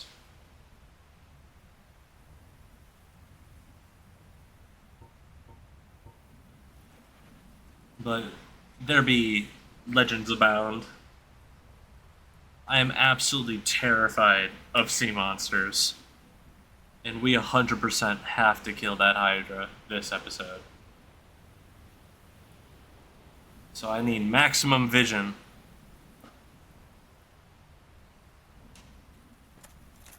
Okay. I think that's good.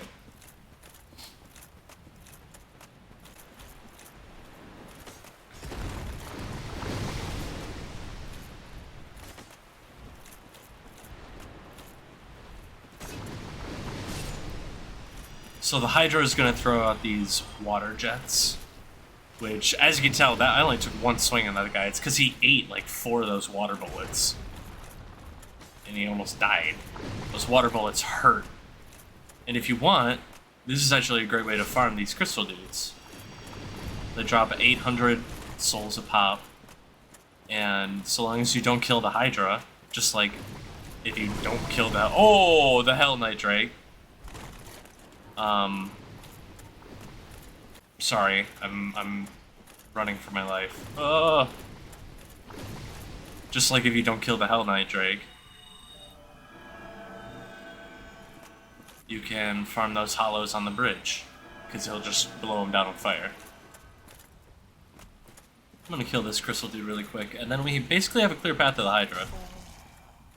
Ugh. Cool.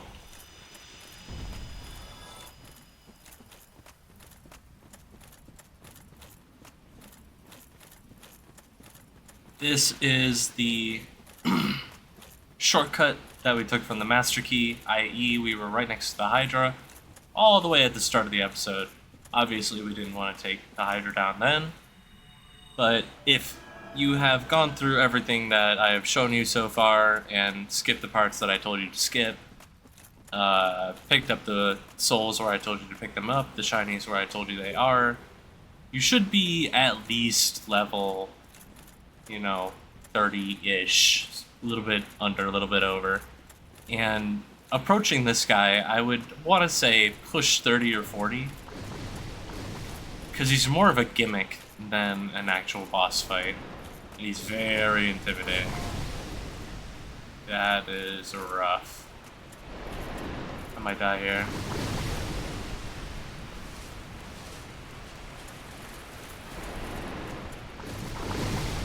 So, what we want to do is get in this water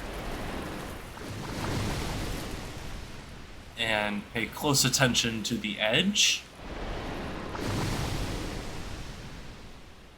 Because once we get to the edge, this happens.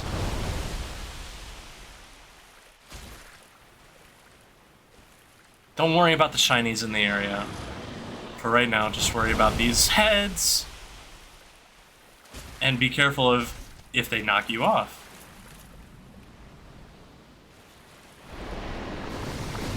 You're really just wanting to be minding the edge right here. And it's okay if you get absolutely bodied by a Hydra. It's a little better to stay back sometimes. Nice. Eventually, you are going to cut off a head. Oh, it seems I already done so.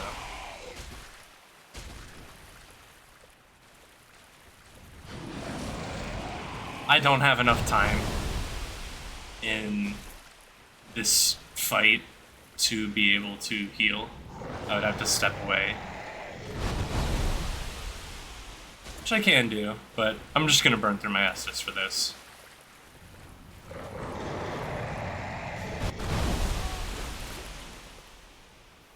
Ouch.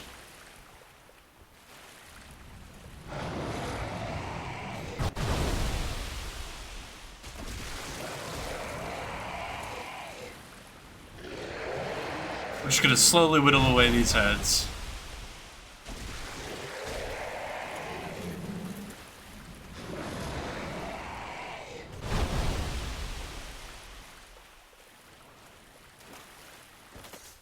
Oops.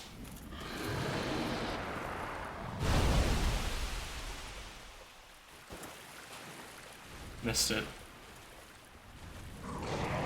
This boss wants to get you to die by environmental death by jumping into the water. That is the #1 way people die in this fight. Because some of these heads are now in tricky spaces, so getting even one hit on them is kind of hard.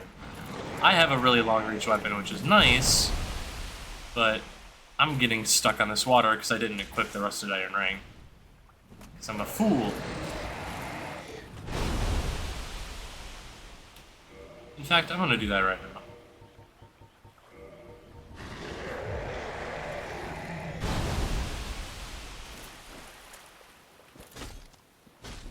Great. 2 hits, I'll take it.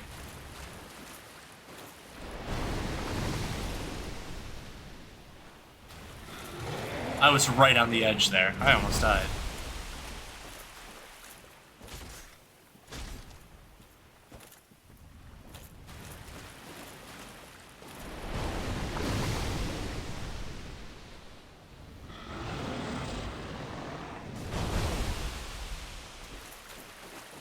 Be sure to equip the rusted iron ring for this fight. Because going on any water terrain will slow you down. And just that moment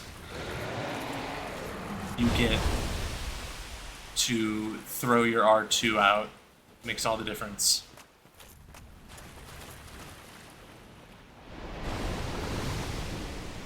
It's a war of attrition, honestly, this boss fight. If they're doing the water bullets, you just gotta get close to the water's edge, and then they'll do the head attack again.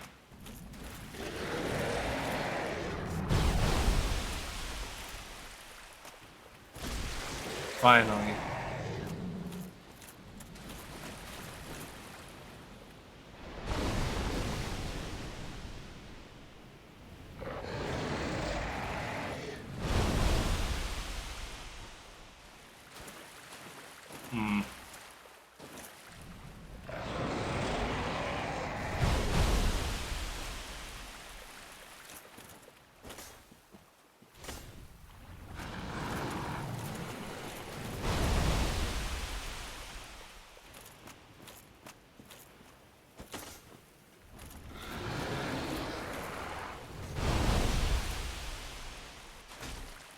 Nice. That's the trickiest head to hit.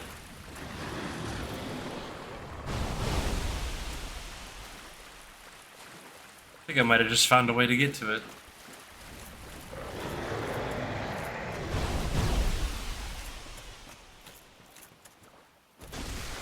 Ooh, nice.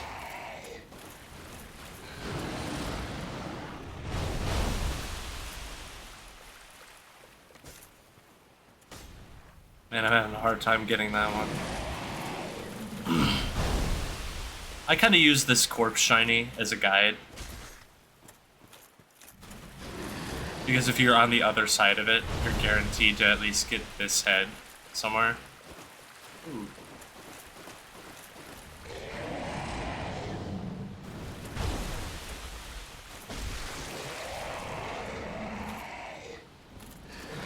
Is it only one more head? Yeah. And of course it's that one. Okay.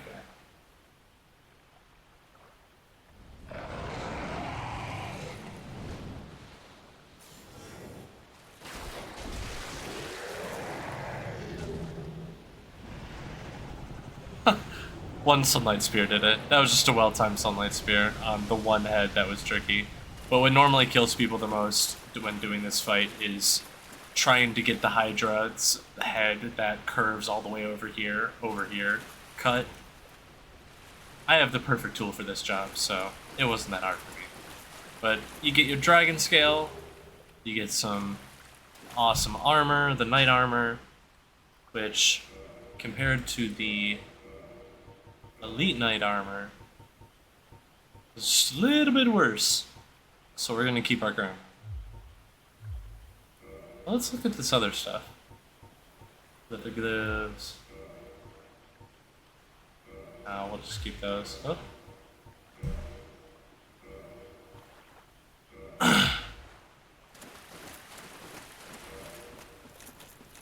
Cool. Switching it up a little bit. I believe that's the only shiny in this area. So, with that, just mind the water. Follow the waterfall. Now we can go up here, and that's a shortcut to an area we've already been to. But before that, you want to come around here, hug the wall. Please hug the wall. Of course, there's a giant sunspot right here, so it's very hard to see. As long as you hug the wall here,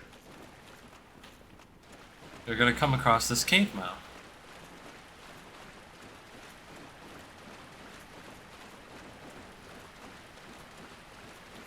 Now, you had to kill the Hydra, I believe, in order for this person to spawn. So what I need to do now is A, find out where the edge of the water is.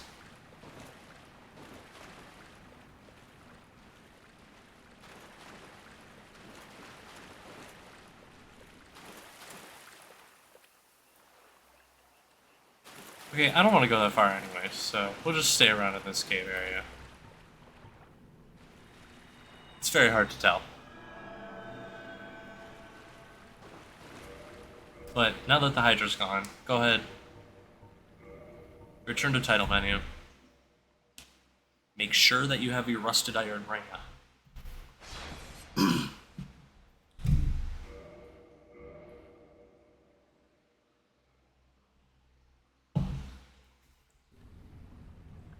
And ta-da!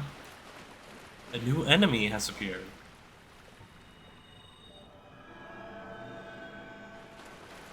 Go ahead and open up with the Sunlight Spear.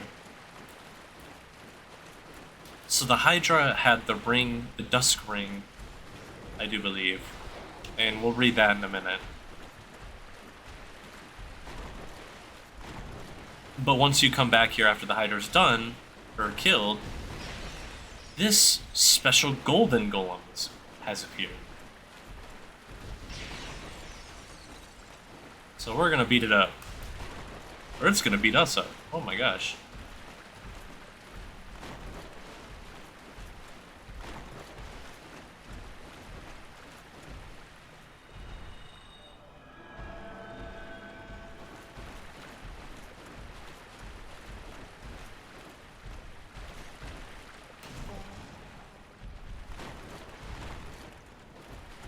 This enemy does not bleed.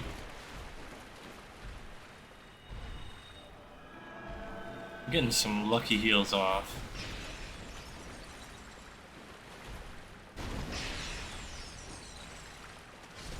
Nice, okay. Ta-da! So, 'tis thou who rescueth me. Most gracious, I am deeply obliged. I am Dusk of Ulisil. I cometh from an age long before thine. I cannot stay here for long. So, before I disappear, allow me to ask one thing.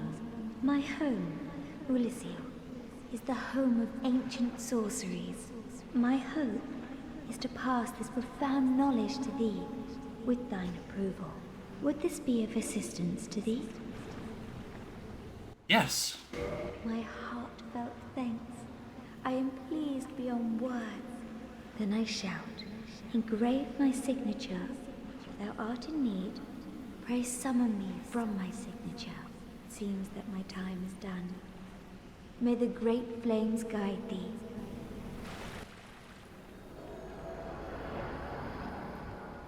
Aw, man. I wanted to get another look at her. I should have did that first, but oh well. Anyways.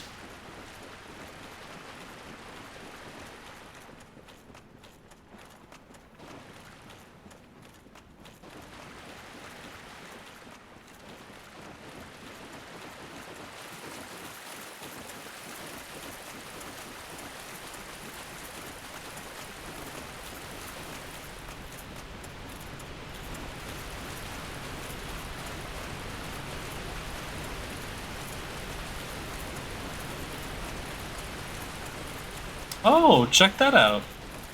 Normally you have to quit and reload, but I guess her summon side is just here. So I thought you also had to be reversed hollowed in order to summon her, but I suppose that is not the case. I am Dusk of Ulisil. It is an honor to see thee again. I shall follow thine wishes. Be sure to learn the proper bow gesture from her. For a very long time, I was trapped within the crystal golem. From my home I was taken and banished to a plane of distortion. It was there that thou came to my rescue, long after I had relinquished all hope. So gleeful was I. My faith reneweth. The sorceries of Ulisil differ from the magic of thine age. It is difficult to explain. Ulisil's sorceries are, what doth one say? They're somewhat of an approximation. Thine sorceries are more straightforward, negating all but thyself. Dost thou not find some fascination in these discrepancies? The sorceries, it is thine, does that... So, what she means is that hide self, repair, chameleon, hidden weapon, cast light. These are sorceries. Oh, and this catalyst, which might be better, we'll see, than the standard catalyst we have. They're magic that doesn't directly deal damage like Soul Arrow does. It's other things category magic.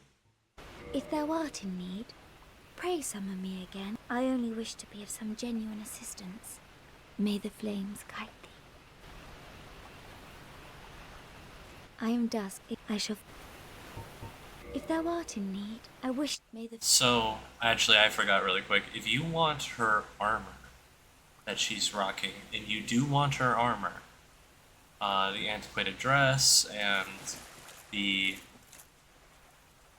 style, I suppose, of Dusk. Now that you've beat her crystal golem form,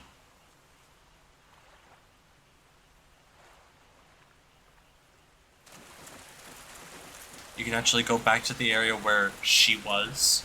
Sorry, I just realized how close I was to the camera. You can go back to the area where she was, and you can quit and reload your game, and her set of armor should be there. So let's do that really quick.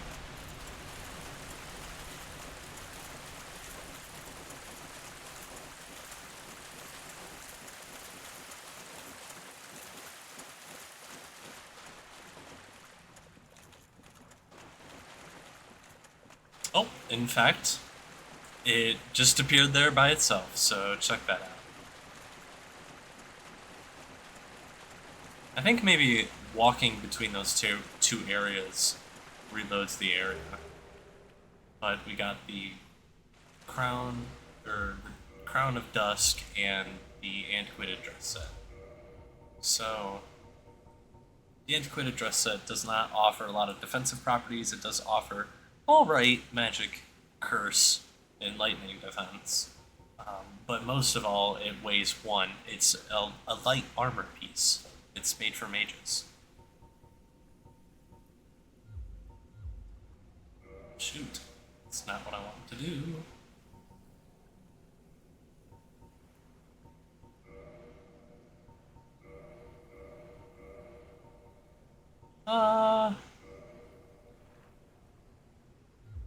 Sure.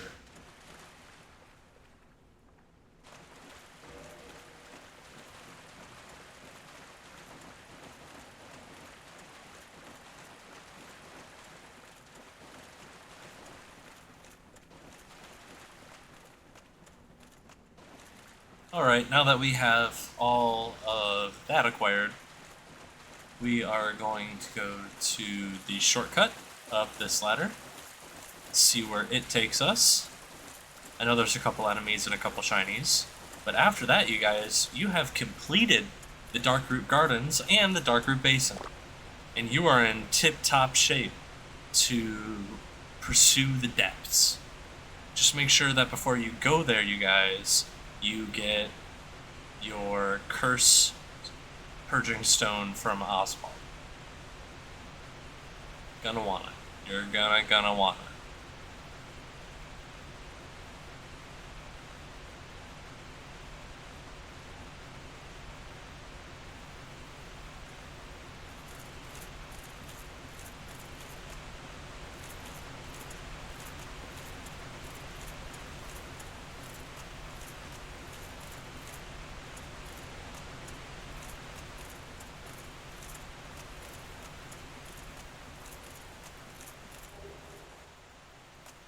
That's a whole 5K. 5K. That's huge. You're gonna want that. Look at them legs. In heels? My goodness. Anyways, this brings you back up to Darkroot Garden. Ooh. Where in Darkroot Garden?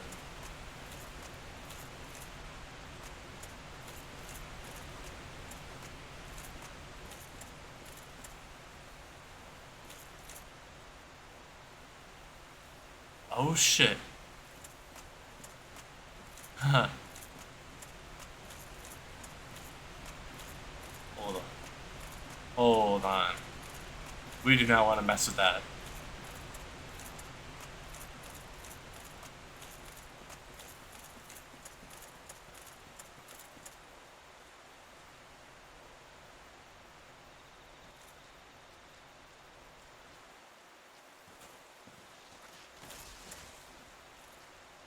No. We're in a bad place. Do not take that shortcut. So we didn't complete Darkroot Garden, but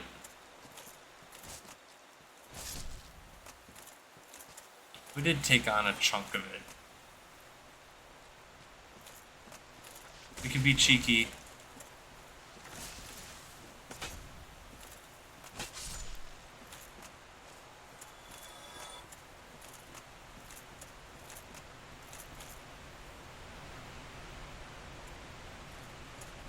This is a bad area. This is the PvP area, if I'm not mistaken.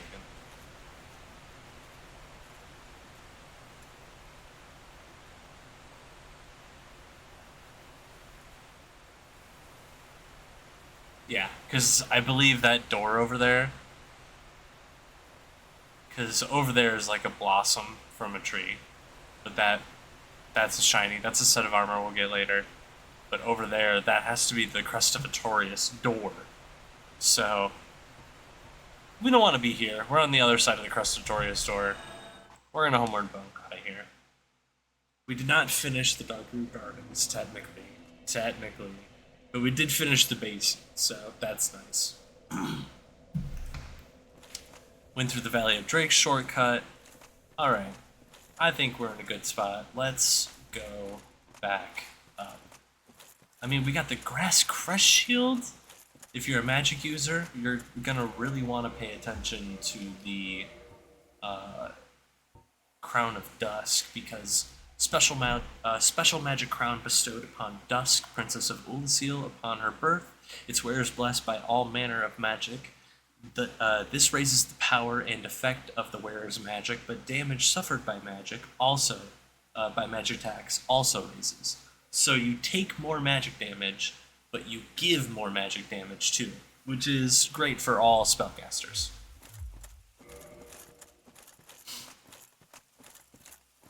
Alright.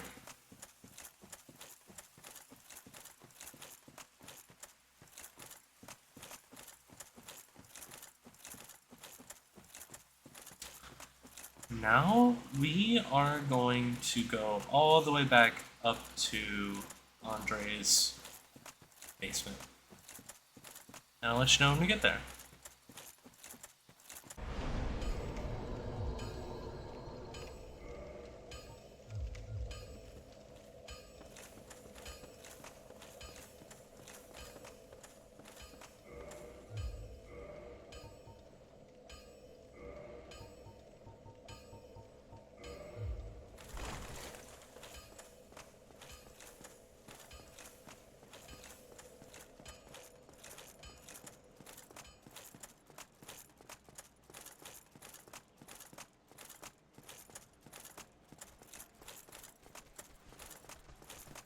I guess that while we are here, it doesn't hurt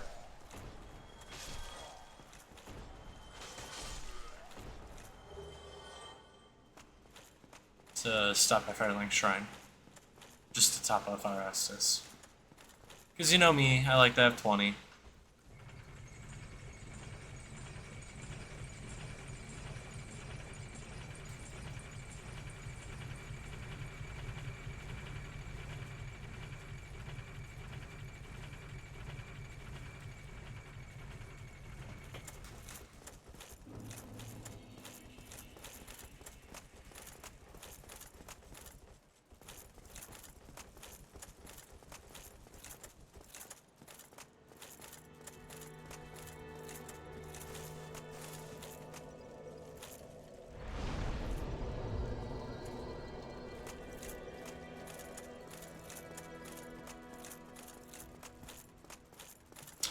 All right. Keep on going.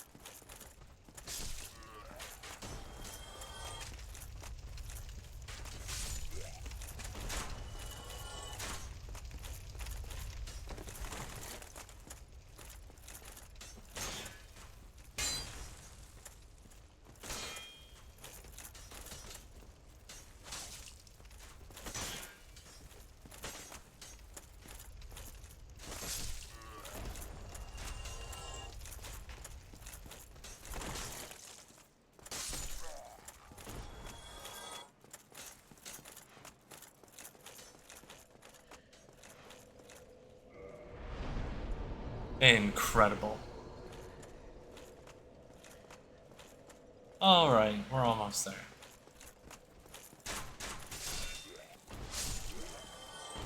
Perfect.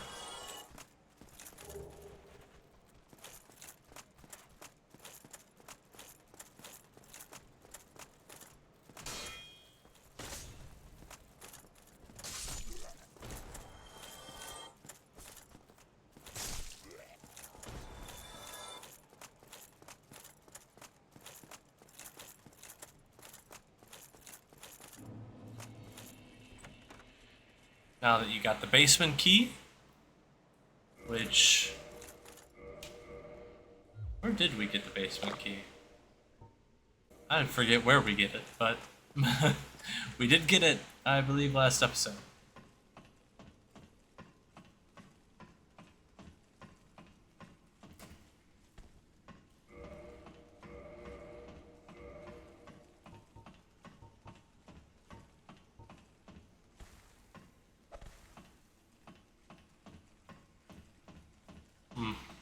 I don't know why I'm still not allowed to fast go down ladders. I just tried every button on my controller. Anyways, welcome to the rest of the parish. Come up here really quick. Let's deal with the high ground first, I say. And you'll see that this leads to the Undead settlement of where you were earlier. We have absolutely no reason to be here though, so we're just gonna leave.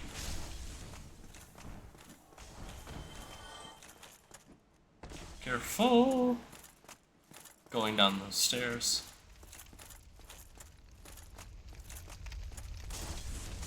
Say hello to puppies. Puppies in Dark Souls suck. And they got me cornered against the wall immediately. They build up bleed, and as you see what my great sight does, when you receive enough bleed buildup, you lose like 15-20% of your max health. It's rough, and oh boy, there's another puppy. Not what I wanted. There we go.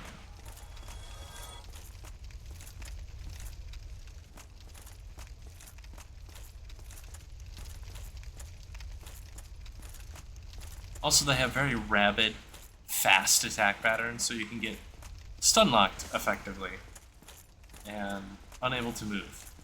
Now... Somebody! Ooh. Please let me out of here. Somebody! Anybody! Help me! Unlock the door! Damn, I'm finished. How did this ever happen? If you have the residence key that you bought from the Undead merchant, you're able to open this door.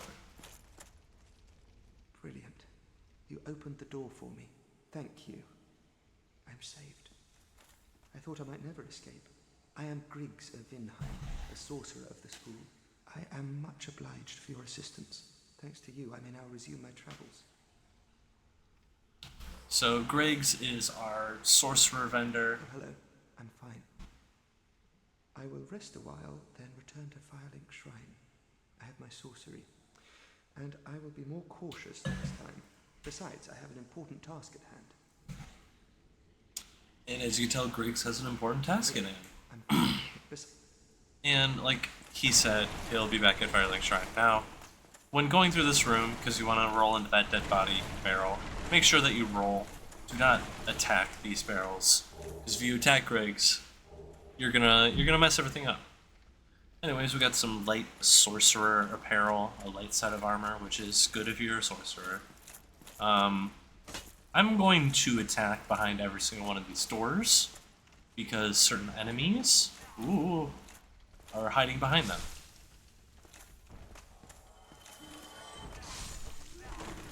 These torch enemies, if you remember, they totally killed me in the Undead Asylum. Be careful, they will destroy your health bar with their frenzy attack pattern. Perfect. Okay.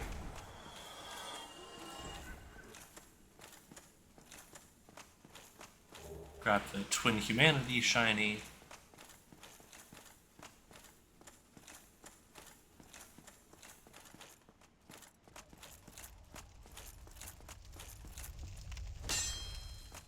PTSD.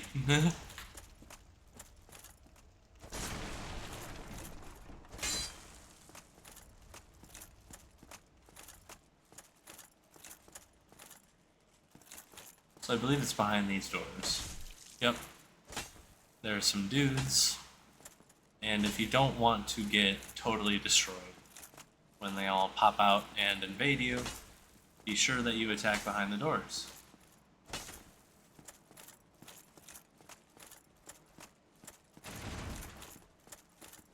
It also helps if you just back up.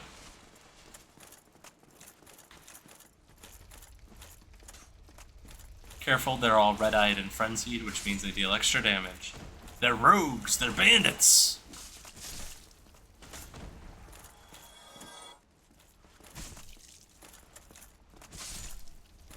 So they kicked open 3 doors. Ooh, hollow thieves hood. Ooh. Be sure you check behind each door, because as you can tell, there are items. The mail breaker. Great parry dagger. Nothing behind here. Okay.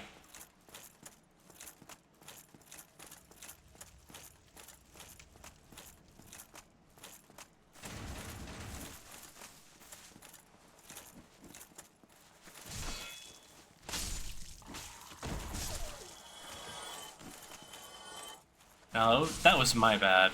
I should have healed before I came down here, because I forgot about that ambush. But if you have a nice tight corridor or great scythe weapon, you harvest them like wheat, and there's not much they can do about it. Be sure to roll into this barrel, get this dude shiny, some runes. Be sure to go behind each of these doors, make sure there's no shinies behind them. What do you know? Shiny. Also a puppy. So we got some rogue armor. Oh, there he is. Yeah, we got rogue armor and you just had to ruin my health.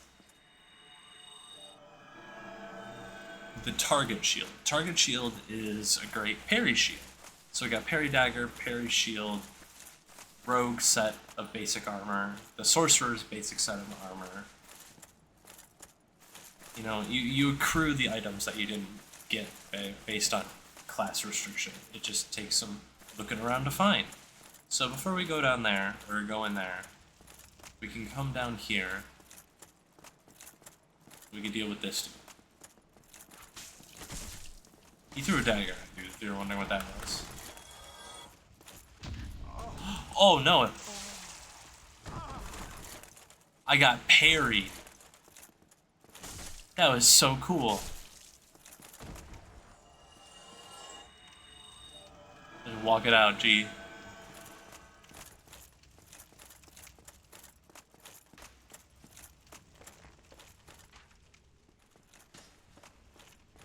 I want to explore the area fully before I go here. So you can't open that door yet, because you need a key.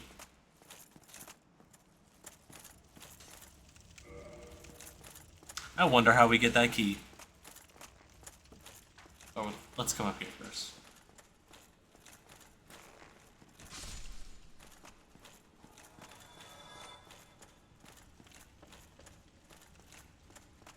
So this is a shortcut. Say hello to the sewer merchant. You still have your senses about you. Then why won't you buy some of my moss? I need your souls. I need your shit. Really? I'm actually gonna buy a lot of the sewer merchant stuff. They have my favorite arrows and use items. We have water, moss, moisture, these nice iron bars. I like it here, I really do. Nothing good ever happened to me in life. But now that I'm undead, I've never been happier. She's not all there. It's landed a bad time. There are nothing but hollows in these parts. Save for me, of course. You're undead too, aren't you? You be careful then.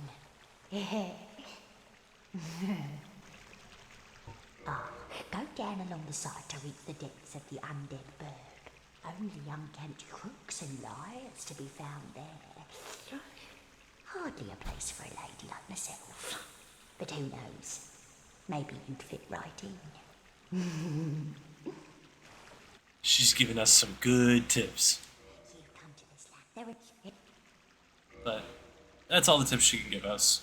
So those tree guys we were mowing down in the Darkroot Gardens, we can also buy their drop items here for souls. She only has a number of them now. Oh, wait. No, that's just showing how many it's held. She has infinite numbers of these. Reduces bleed buildup, reduces poison buildup, and cures poison. Reduces poison and toxin, restores status. So I imagine that means also clears the toxin status. So, toxin versus poison. Poison sucks, it is long, it is painful. Toxin also exists in this. And I told you how horrible poison was already. Toxin, even worse. And it only shows up a couple of times in a couple of ways. But having a couple of these are nice. Also, the poison throwing knives. The poison status effect can be thrown on others.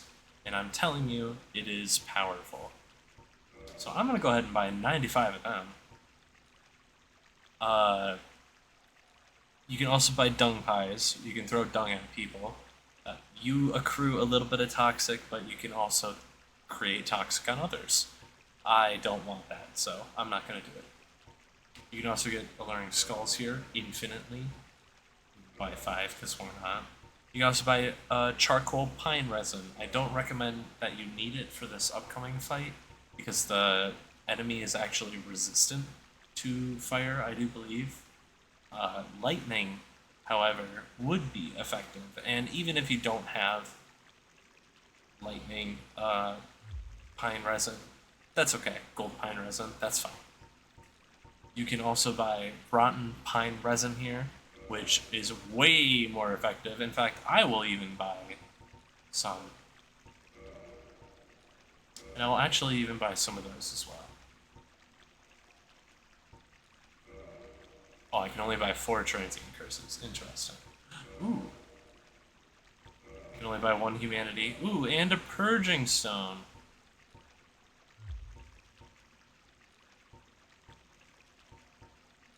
Interesting. What's also great about this merchant is that they sell the poison arrow and the fire arrow. So now we officially have poison arrows in our arsenal, and that is awesome. As well as some fire arrows. You've come to this land. They're enough, you're... Come again if you... We are going to change up our arsenal a little bit.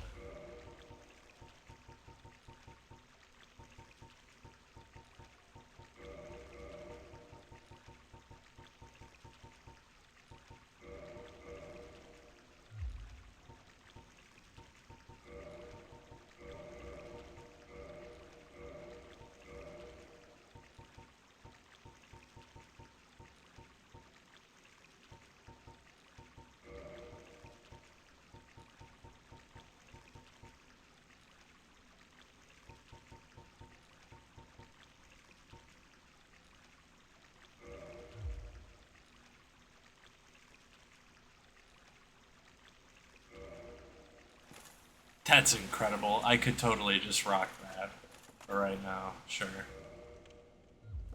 So, okay, sorry. Before we even leave here, I just halved my health with the Dust Crown Ring. Dust Crown Ring. This magic crown-shaped ring was granted to Princess Dusk of Ulyssil upon her birth. The ring stone allows its wearer to cast additional magics, but at the cost of 1/2 of HP. That's a heavy, heavy burden. Let's see if I can do this next boss fight with it on, because it's not a hard one. But make sure that after you talk to the sewer merchant, you come over here and you open this door. And this door is the aqueduct, if you'll realize, all the way back to Firelink Shrine. Everything is connected in this game, and that is what makes this game so, so beautiful. That's why everyone loves it.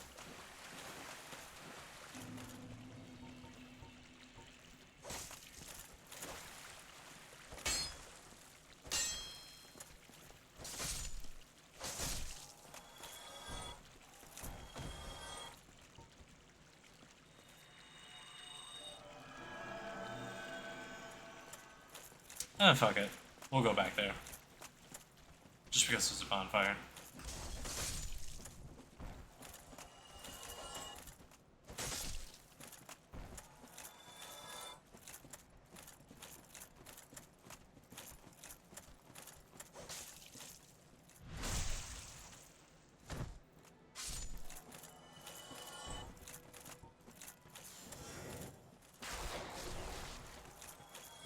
so many extra sunlight spears. What? Oh, hey, and Griggs is here. Cool. We can talk to Griggs. Oh man, we're out of souls though.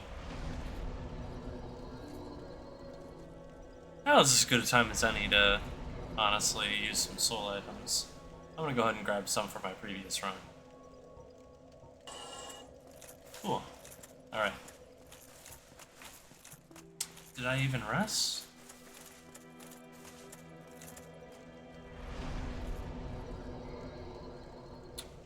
That is insane. That's so many heals, actually.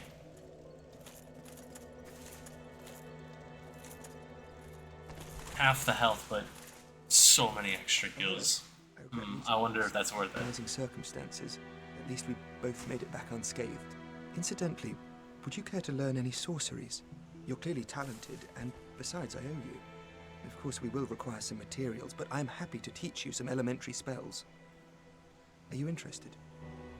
Hell yes. Splendid. Very well. I am pleased to have a chance to give something back. Well then, let's get started straight away.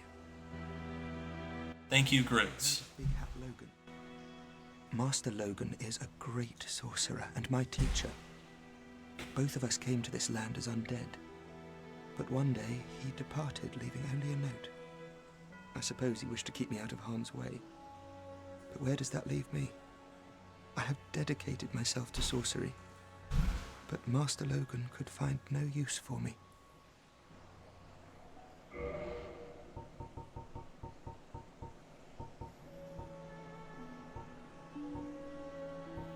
So you're able to get the Sorcerer's Catalyst here, which is good. You can also get the Bellowing Dragon Crest Ring and the Lingering Dragon Crest Ring. A special ring granted to only the most accomplished sorcerers in Vinheim Dragon School. The ring is engraved with an everlasting dragon and boosts the strength of sorceries. The Lingering Dragon Crest Ring says, a special ring granted to only the most accomplished sorcerers at Vinheim Dragon School.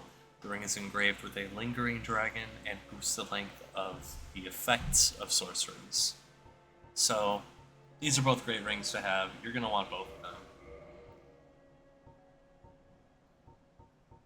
I'm also going to go ahead and buy the rest of his sorceries.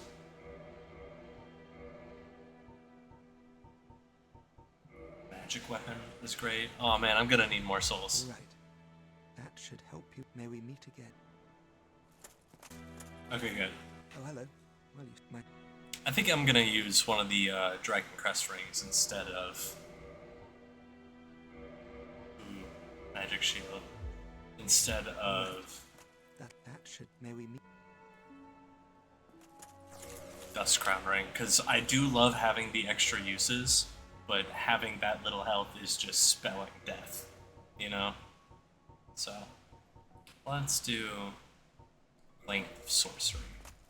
And actually that way, I can get rid of that. I can use Magic Weapon instead. Oh, let's attune some magic.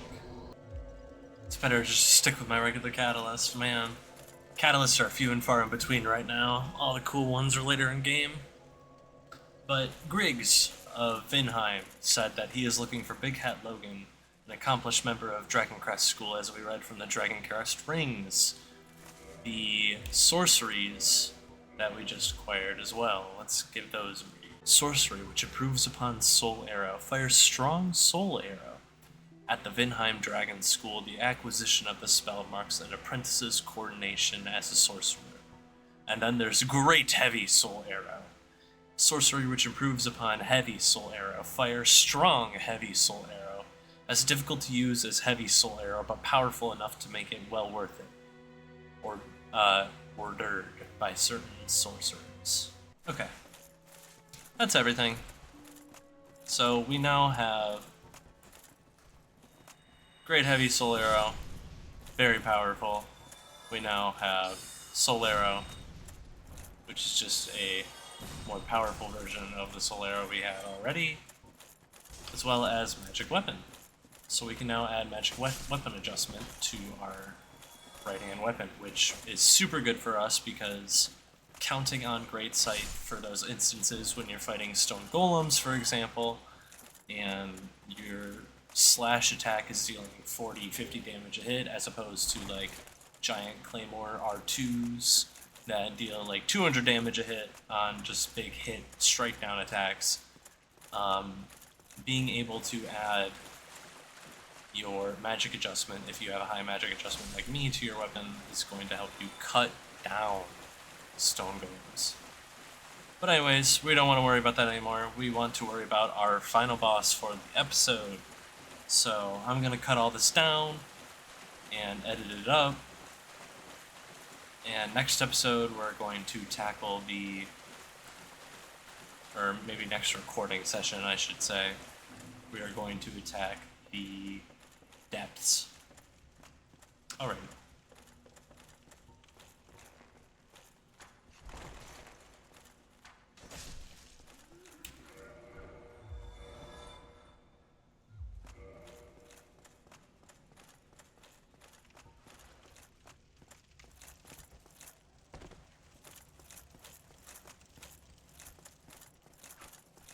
Probably wondering if the sewer merchant told us that the only way to get to the depths is through that door, and we know that the door is already locked.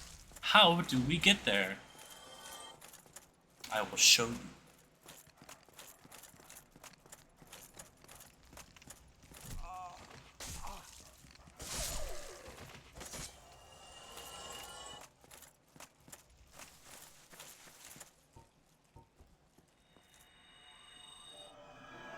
It's through this fog gate.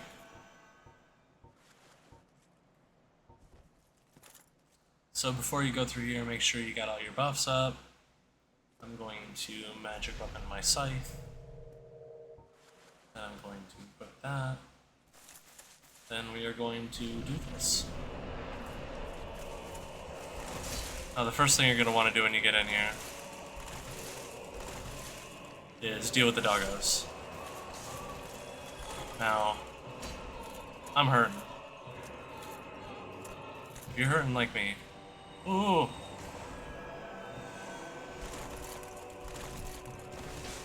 Sometimes the best thing you can do, oh jeez, is fall down. So this Capra Demon, you can do these plunging attacks on it.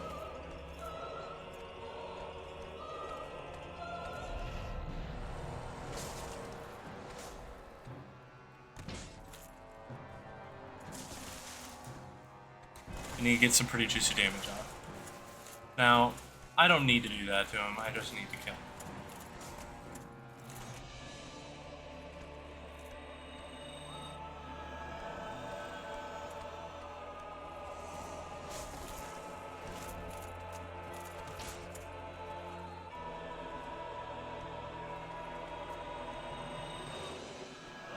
So for the last time,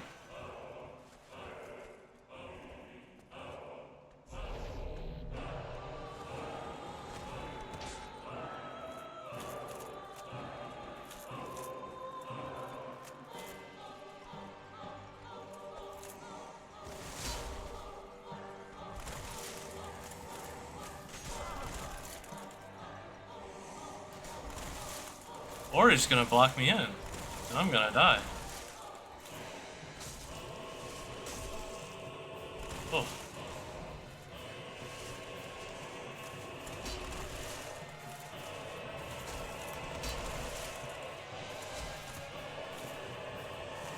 Capra Demon is not as bad as I'm making it out to be. Normally get your plunging attacks in and you're fine. I'm gonna need to do another heal.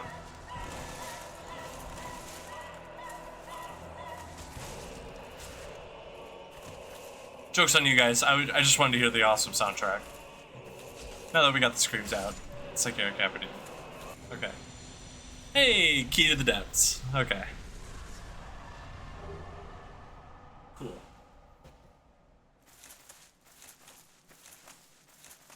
The hardest part of that fight is making sure you deal with the doggos first. I saw an opportunity to chop them down, so I did. But getting up here and then getting into this corner and then waiting for Capra Demon to do his attacks. Best thing you can do is shield up, sit in this corner, and wait for him to fall down. And when he falls down, as you saw me do, plunging attack, just make sure that you're locked on him so that you fall on top of him. Now that you have the key to the depths, you can do the depths. So, right down here.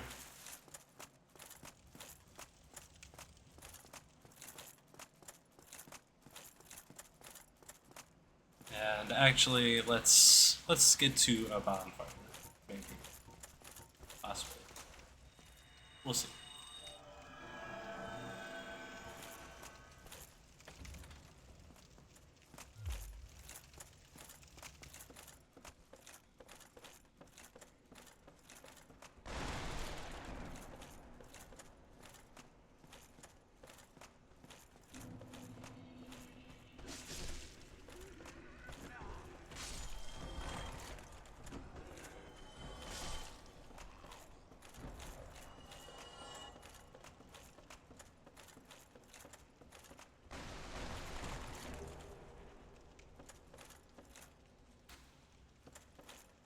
You see over there this dude, he's just creeping.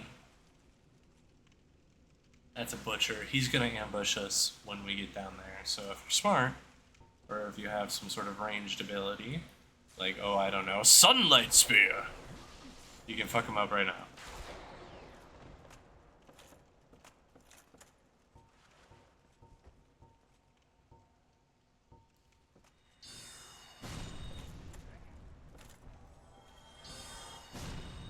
Same with these guys.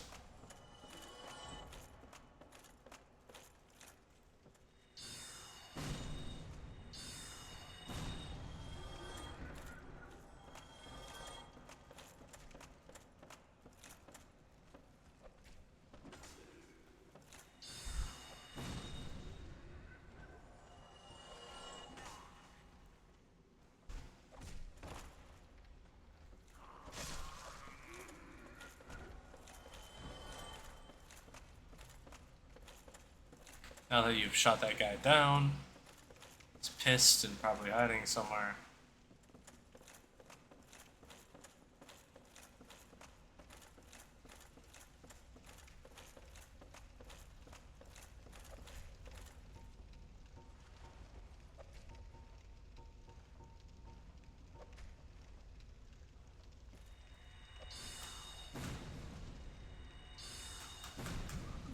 Oh, damn. Oh, this guy doesn't stand a chance. That was rough.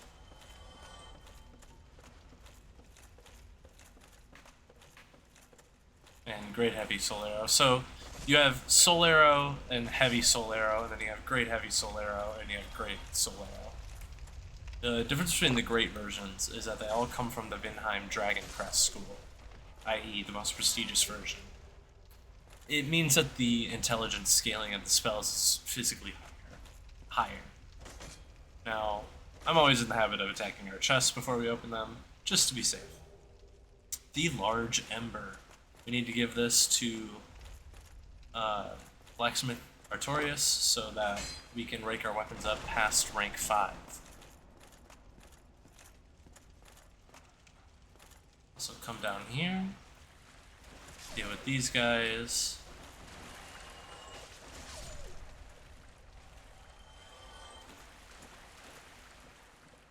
Once you kill those butcher enemies, oh, like this one, they do not come back.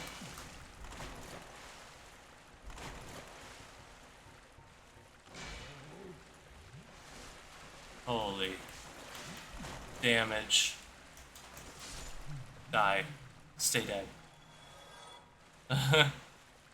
So you don't have to worry about them ever coming back. Man, I wish I could zoom out the FOV right now. Okay.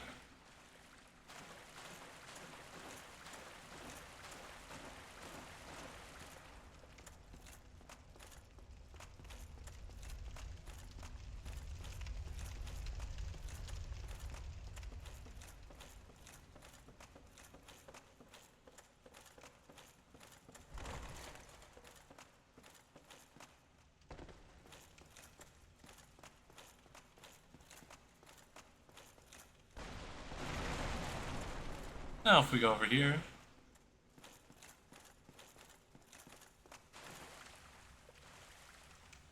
we're actually going to be led into a trap if we grab that shiny. That's not where we want to go quite yet.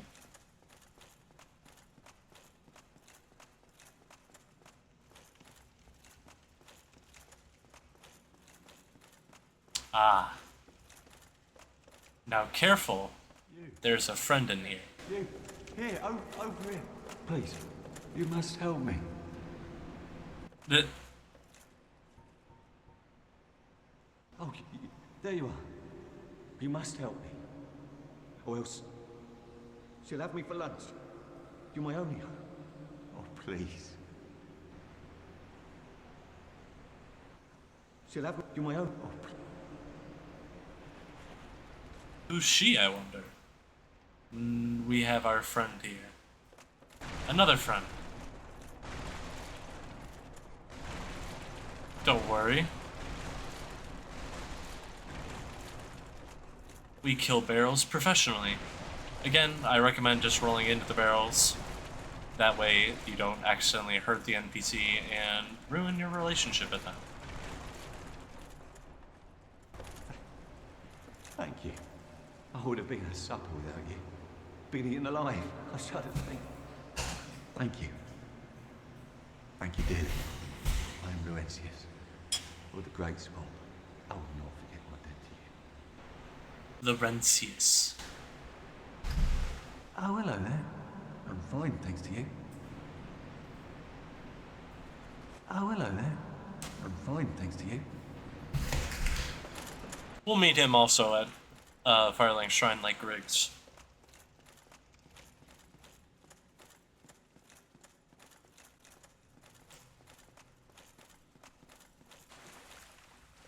Now you can go in here, but heads up, the second that you grab that item, yep, this slime falls on you. I was trying to be aware of it, but I guess I wasn't aware enough.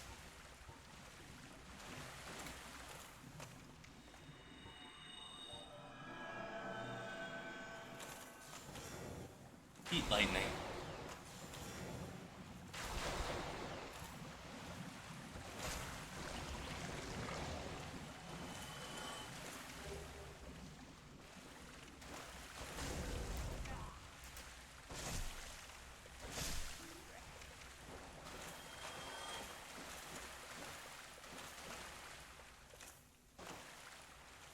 Always be aware of slimes at this point. It's kind of what this game is trying to tell you. Like, look at all that.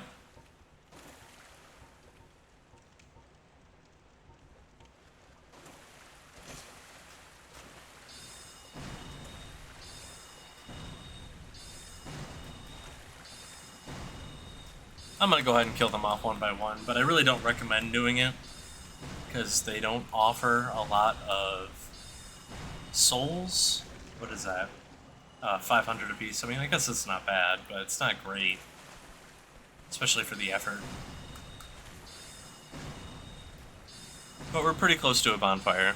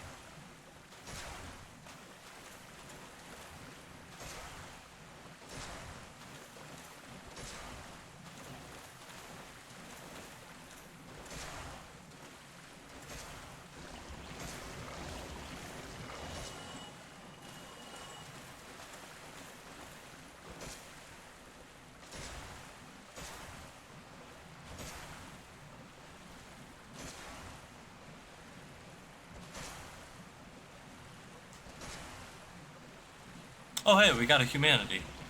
Nice.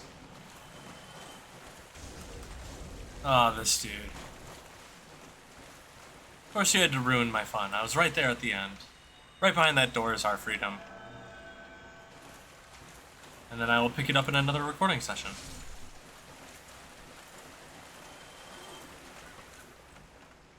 You only get access to that door right now if you have the master key, which is another reason you're gonna want it. Awesome. Alrighty. I will be back in another episode. Thank you guys so much for watching so far. Until then.